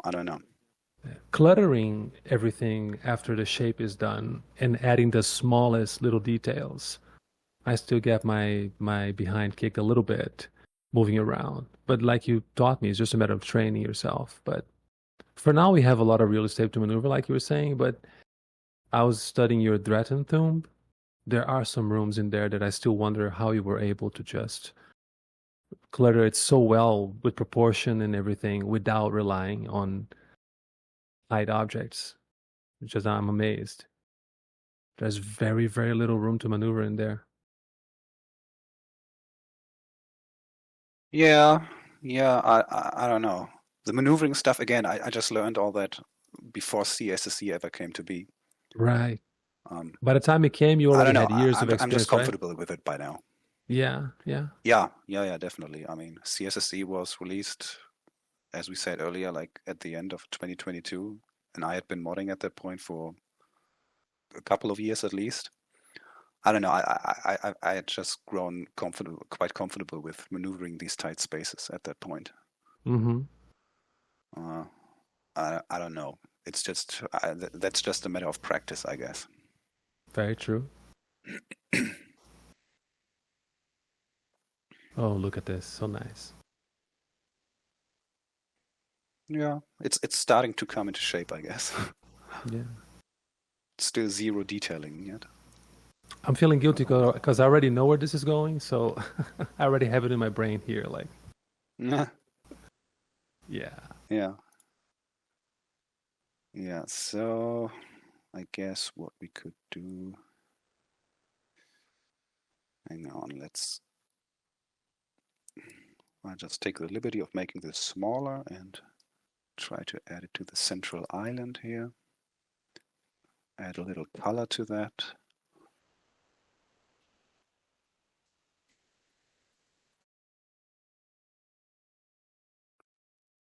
A little hole there, but that's not an issue. We'll just cover that up. Right. Detail Devil is asking if you're ever willing to pick it up where you left off, overhauling main quest caverns, because some would argue that your piece de resistance is your new Lunaby. Would you be willing to tackle other main quest caverns, or is it something that doesn't interest you? Akulakan's chamber, for example, he mentions.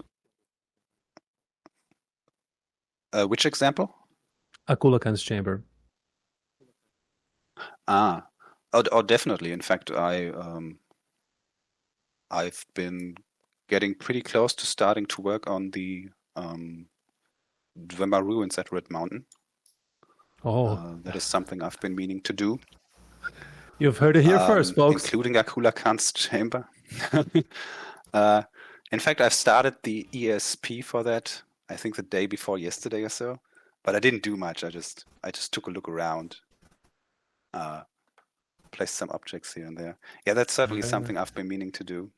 Oh, nice. But that'll be a big undertaking. That'll be a while until that is ready. I mean, I haven't even really started yet, you know. And we will all remember the day when it comes out that we'll be able to say, I was there when he first mentioned it publicly. So, yeah.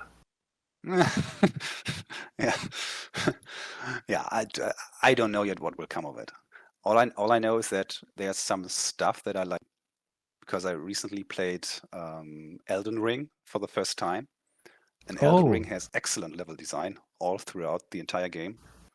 Nice. And I've certainly been taking some inspiration from that.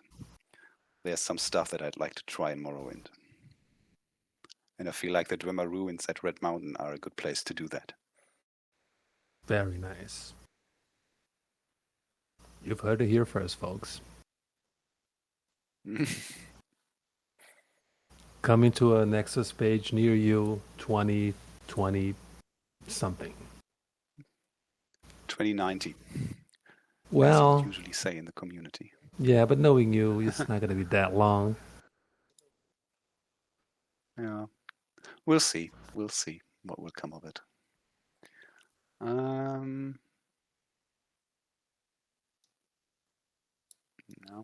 this one. Yeah, this is a nice asset. These columns. Very nice. Melchior made these specifically for Secrets of the Crystal City when we were working on that mod for the 2022 Madness competition.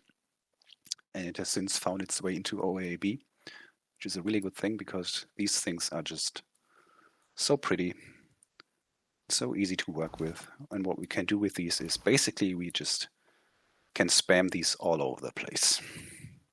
Right.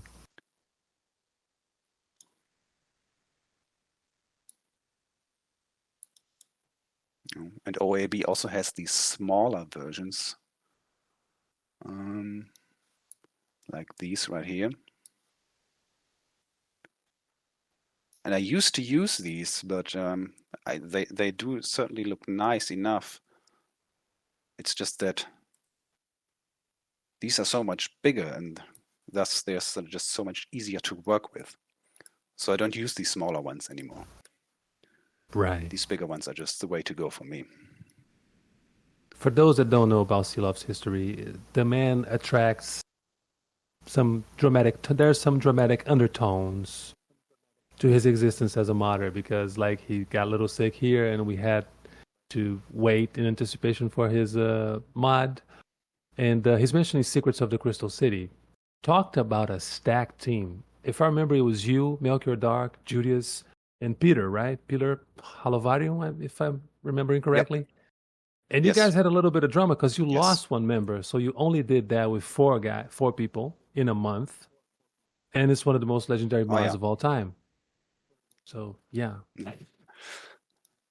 Yeah, yeah. We lost our quest writer on day one of the competition. Oh. Yeah. But things turned out for the best, I guess. I mean, Oh, we had a great yeah. team. The four of us had a great chemistry together, and it was just so much fun working with those three guys together. I guess, To be mediocre honest, I'm people still and not quite sure how we managed to pull off that mod within a month, don't be so um, humble, right? but it was a lot of fun. Yeah, I was gonna say, man, mediocre people and so mod, the secrets of the Crystal City, right? Yeah, Yeah. And Melchior made a lot of assets for that mod that eventually would find their way into OAAB, like these columns, right. for instance. And you guys won that competition, right? Yeah, I think you did. Yeah, I believe we did. One of the things I enjoyed the most about that competition was basically just to tell Melchior, can you do this asset? Can you do that asset? I need this, I need that. Can you make it? That was fun. That part I can relate because I was with Melchior on the last Madness, and it was pretty much like that. I'm feeling a little guilty. I want to apply myself after the last week of batch of workshops because the poor guy, we just kept requesting assets of him like all over the place, and he just kept just vomiting one after the other. The guy's a machine. Oh, definitely. Yeah. And he's a genius at what he does. I mean, Oh, please say that like again. whatever he does, it's just brilliant. No, he is the Martin So, Scorsese of the modding community. Universally respected, admired, no time for yeah, bullshit, straight shooter. Yeah, absolutely. He's our Martin. I agree. Yeah. I agree. Then he has an interesting kind of like a request and an idea, and I can work that later on with you if you're willing, which would be a kind of like a Seelof's favorite rocks cheat sheet for walls, floors, ceiling, clutter. If you're willing to do that, you and I can put something together and share with people. That would be kind of cool. Oh, sure. We can do that. Okay, so consider it That's done, no Danny. problem. We'll work on it and then we'll share with everybody. Yep. Sounds good.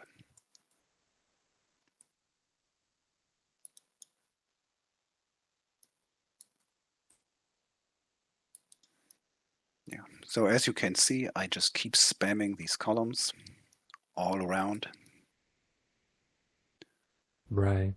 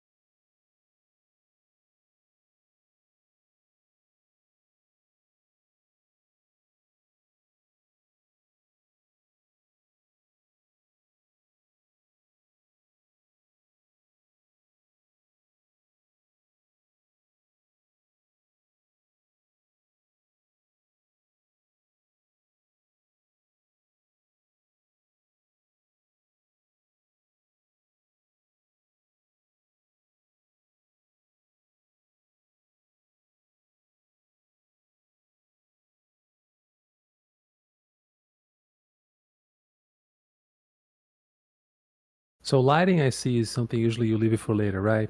But eventually, I see that you every now and then you put a little something in the middle. So that's how you usually work. Yeah, pretty much. Okay. Pretty much, yeah. Okay. I guess there's no point stressing out too much about the lighting when there's still very little to go on in terms of detail. Um, Right. But it's nice to have lighting like this. I mean, if you have a body of water and waterfalls, you know pretty much from the get-go that you'll want some blue Right. lights around them to highlight that. You know? Yeah. What we'll be adding later is we will be adding some mushrooms, some bitter coast mushrooms, Right. and add some lighting to those. So those will add some nice highlights here and there. If I may, Seelof, Danny made a very interesting observation that, again, also for the sake of people starting at this, and you and I talked about this privately, and I think it's nice to share it. You won't mind. But she was talking about the fact that all of these events, and especially Madness, for as an example, the community has people of all skills and levels. And the reason why I'm bringing this up is because I'm a beginner myself, but you were telling me you were also once a beginner, insecure, and you were unsure if people would help you or not. And like you pretty much follow the tradition, because I keep making this joke that all of you guys have these scary names like Melchior Dark, Johnny Hostile, and these pictures of demons and whatnot. But at the end of the day, pretty much regular people, very friendly, forthcoming. And you were telling me, right, how in the beginning everybody was very helpful to you as well, encouraging, right? Before you ever published your first mod, you had to do like what anybody else had to do: ask questions, do your research. And I keep telling this, there's this myth that the Morrowind modding community is elitist. I mean, yesterday I was working on my very first mod, right? You know Vegetto? That beautiful Italian creature, of course. right? Vegetto just came home. He's a treasure. I'm sorry, I don't know if he's he or she, I apologize. They came home from work and took a look at what I was doing. And they just took a model that I assembled with G7 Sphere tool, right? And I want to say in about, 15 minutes, made a truly optimized, just beautiful, ready to work, ready to go piece, right? And my mod became something else entirely. Now I can offer an actual modder resource for people. This is my first mod, right? And I keep telling people, like, in the case of sanity versus silliness, and if you're talking about Morrowind being elitist, Your Honor, I give you Exhibit A, Herdrax Custos, because I'm a nobody. There would be no special reason why people are being so helpful to me other than the fact that I'm interested, just like you were once, a beginner. You didn't come recommended by anybody. You're not anybody's cousin or anything of the sort. You're just a regular guy willing to put in some work, and you were welcomed, embraced. And it can happen. Somebody wrote a couple of minutes ago, like, I want to be just like Seelof, and said, well, you can, But the best part that you should imitate Seelof is his attitude more than anything. Because his attitude was one of just being active, interested, proactive in helping out, looking for information and taking part in projects. Seelof doesn't mind putting the grunt work behind the stuff that he does. And this here's proof. The guy is just here methodically placing rocks all over the place. And he wouldn't mind doing that. Remember that cooperation you did with Danny? It was such a beautiful thing you did for her, right? I mean, it was just, that mod is just so good. And then that's the kind of thing that I'm fascinated about this hobby, I'm a 45-year-old man, and I've been around. I'm sorry, go ahead. The Morrowind modding community isn't elitist at all. It's exactly. Everyone is incredibly helpful. You just have to go on the Discord, ask for help, and most likely someone will reply to your request and give you some guidance, some type of advice, whatever it is you might need. Right. From the goat on down. But I totally understand, like, being nervous about it when you first starting out at this, like I was. Like I had trouble asking for help, I didn't even know who to ask. I felt uncomfortable doing it. I guess that's natural, but the point, I guess, is that you don't have to be nervous about it, because people in the community are incredibly nice and helpful. Absolutely, because the spirit behind this event, and that's why I keep hammering this point, is this: it's being something extraordinary for the people that are already a part of it. But hopefully we can sort of touch some people that are still waiting in the fringes and in the sidelines, kind of hesitating. And I just trying to drive home the point that there's no big mystery other than attitude. It's about how you behave, if you're willing to help, if you're willing to bide your time, because that's exactly what Seelof did. You know, this man just didn't open up the CS one day and gave us Louis Nullaby. He worked his ass off before he was able to come up with something like that. Took some time, yes. Right. And I get being intimidated when you first start out making mods, especially today with the quality of mods that comes out nowadays. I totally get being intimidated by that, but there's really no reason to be if you're being rational about it. Exactly. You know, it's just a sort of emotion that I totally get. I remember when I started out, or even before I released mods, I was looking at the mods that were coming out even back then, and back then the overall quality wasn't as high as it is now, and there weren't as many mods released. But I remember looking at mods from like Melchior, say. Now, when I was looking especially at Melchior's mod because he was making dungeon mods, which I was interested in, and I remember thinking that there's just no way in hell that I would ever be able to make anything that comes even remotely close to what Melchior was doing with his interiors. Right. You know? But there's an interesting silver lining here, Seelof, that you and I, and you touched on this while we first met and we had started talking. That's got me inspired. Like my first mod, which I'm about to publish as a part of the Morrowind Mastery Month, it couldn't be more trivial and simple. It's just literally about an immersive addition to the game where I'm replacing cave doors for grottos and giving them natural entrances. But the silver lining here is if you have the right attitude and you engage with people, you take that simple idea and you put it in the hands of the community and you ask for help and you share your desire with them. You get things like Vegetto making an amazing model for you. And now your mod becomes something else entirely. It becomes about resources to be offered for the community as well. It becomes massive juice chiming in. People like Jackimoff, Wackimoff, you know?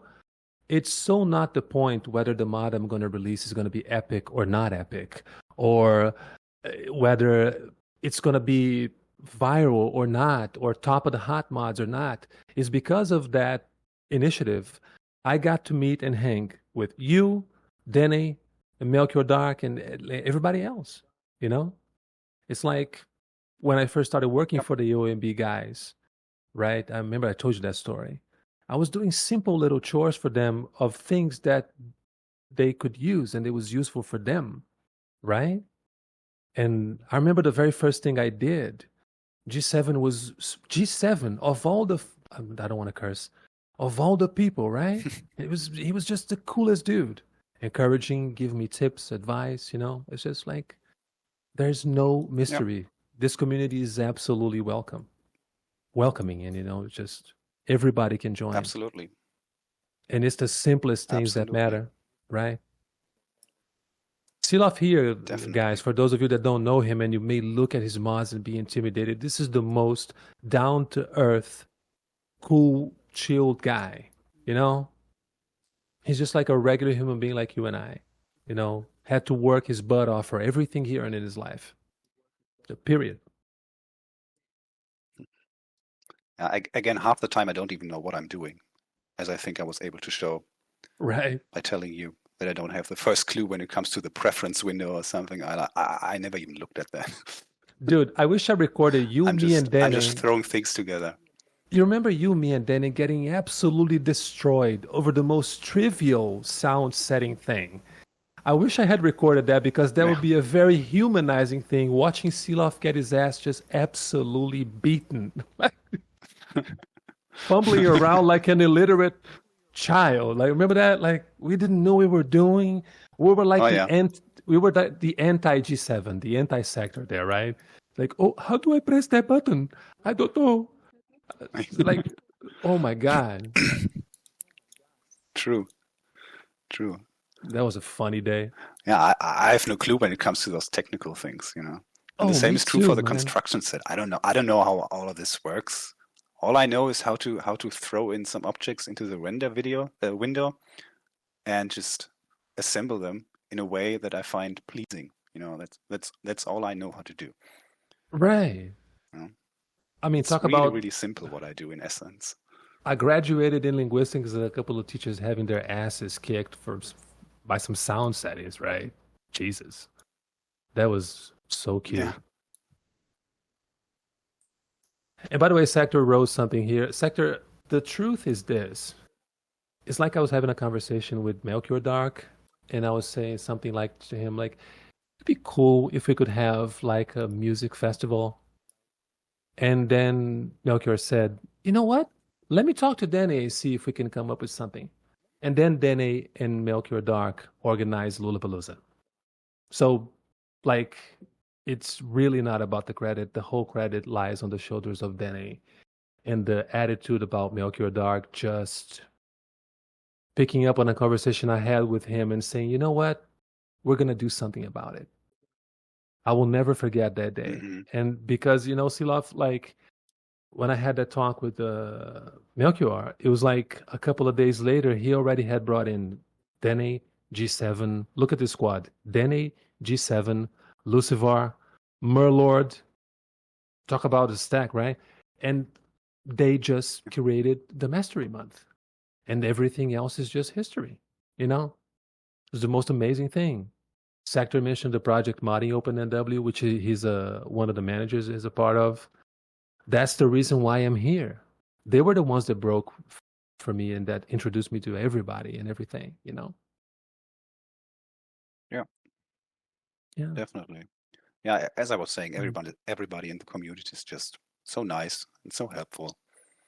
You know, and I've been helped by the likes of Melchior or Greatness Seven or whoever else it might be so many times. Yeah. And sometimes I feel bad because I don't have that much to give back because of just the nature of what I do. Very rarely am I asked, "Hey, can you do some dungeon work for me?" Yeah. But when I'm asked, I usually say yes. Like Danae, for instance, with her companion mod, where I did a small dungeon for her. That was no trouble at all. I like to do it. Massive Juice has asked me to do some interior work for one of his mods. I haven't gotten around to that yet, but I also Right. haven't forgotten. I will get to that. Um, and so when this mastery month came along and Danae asked me whether I wanted to do a dungeon workshop, well, it wasn't really a question for me. I just said yes because I figured that would be a good way to give something back to the community because the community has certainly helped myself a lot. So I'm glad to be here. Amen, brother. You are a beautiful human being. And because you mentioned that, sharing a little bit of the backstage, the only true problem that Dene had from a logistical standpoint is the excess of generosity. She has so many people that are willing and very excited to do workshops and talks that she is struggling to Yeah, I manage can because we imagine. we only have 12 months in a year. And the number of people that are willing to donate their Yeah, time and participate is just absolutely staggering. You know, that's the hardest part for her to yeah, manage how many people are actually willing to take part in this and help out, which tells everything you need to know about this community. Everything. Everybody jumped on the idea yeah, right from the get go. She didn't have to work for anybody to help out. Anybody. You guys all just said yes right from the get go. And I'll never forget something like that because I keep saying yeah, this attitude reflects leadership, you know, always. definitely. Yeah, and I think this is a really cool event. I mean, this has been a really fun event. The workshops, I didn't catch all of them, but I caught some of them. Very interesting stuff. And all the people on the Discord helping new modders to realize their mod ideas. It's Yeah. just a great thing to see.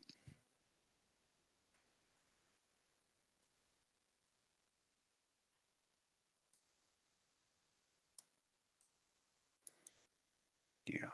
So right now I'm just trying to detail the ground here of our little lake. Yeah. Oops.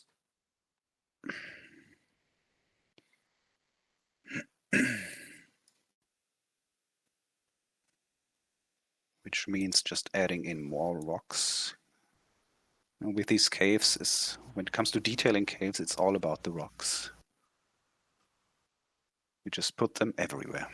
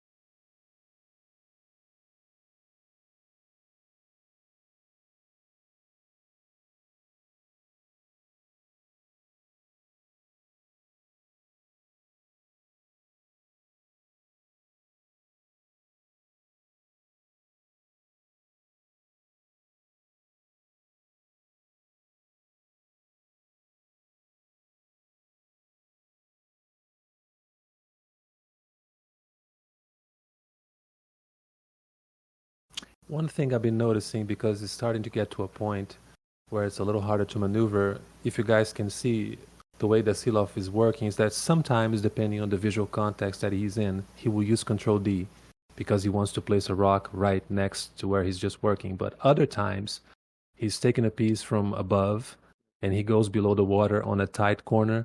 So when he's doing that, he goes up there, hits Control C, goes down, and hits Control V right about the place that he wants to put.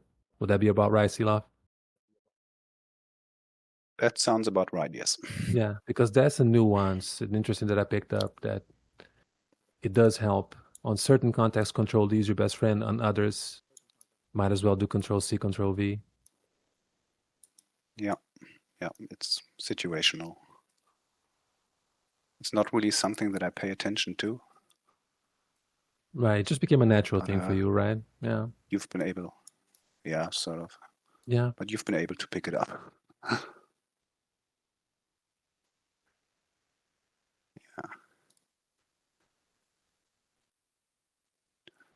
We should probably take a look at the finished dungeon at some point, because this version of it has gotten a little bit messy. I like the original better. Oh, you can pick it up whenever you want. If you want to skip it, I Yeah. mean, you're calling the shots. We're just along for the ride. Yeah. I'm just riding shotgun in this Very beautiful car here. soon. Very soon. So what we would do is we would keep detailing the floor of the lake. Could Right. add in some grass there. Well, not grass, but some kelp. Hang on.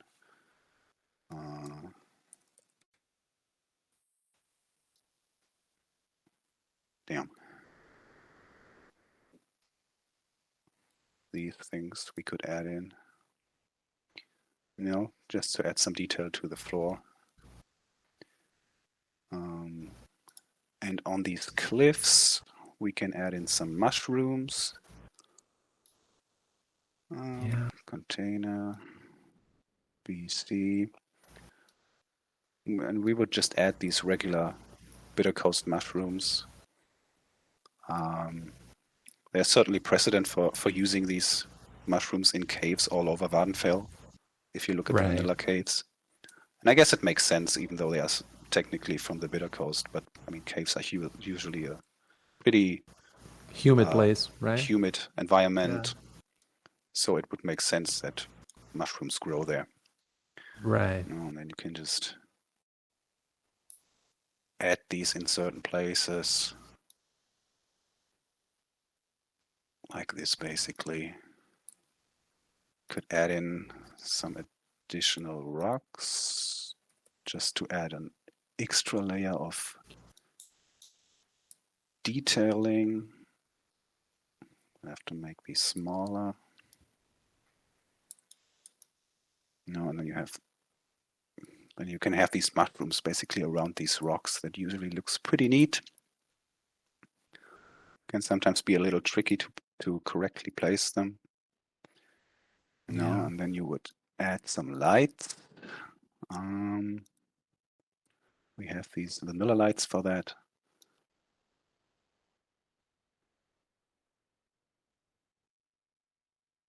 I'm just so happy because I just remembered that tomorrow it's Dene and Mort. Oh my God. What a combo. Oh yeah, quest design. Seelof on a Saturday, Dene and Mort on a Sunday. What a good weekend. I love my life. I love my life. Definitely lots to learn tomorrow. Oh, yes. Quests, writing quests and implementing them can be tricky. It's what's holding me back. That's usually the part I enjoy the least. Right. Yeah. Quest design isn't really my thing. I do add quests to my mods because I think the mods become better by adding quests. But my God, is the dialogue system annoying. That is certainly not something that I enjoy. Yeah, and you bring up another good point about collaboration, because another thing that I like is you're not shy in recognizing that you're not alone. Caldera Priory, for me, it's not just that it's a beautiful mod, but it's a showcase of teamwork, because you have had a lot of help in that. Oh, yeah. And my God, it Definitely. shows, right? Yeah. Yeah. Definitely. Yeah. That's one of the things I'm the proudest of to that mod. The amount of help I had. Just how nice and helpful everybody has been. Like, I asked all these individual people to contribute to the mod, and not a single one said no. You know, everybody was willing to chip in and help out, do their thing. And the mod is just so much better because of it. You know, there's stuff in that mod that I could not have pulled off in a million years, just by myself. You know? Yeah. So that's a really cool thing to come together. Caldera for me is a showcase of what teamwork is capable of delivering in this hobby, really.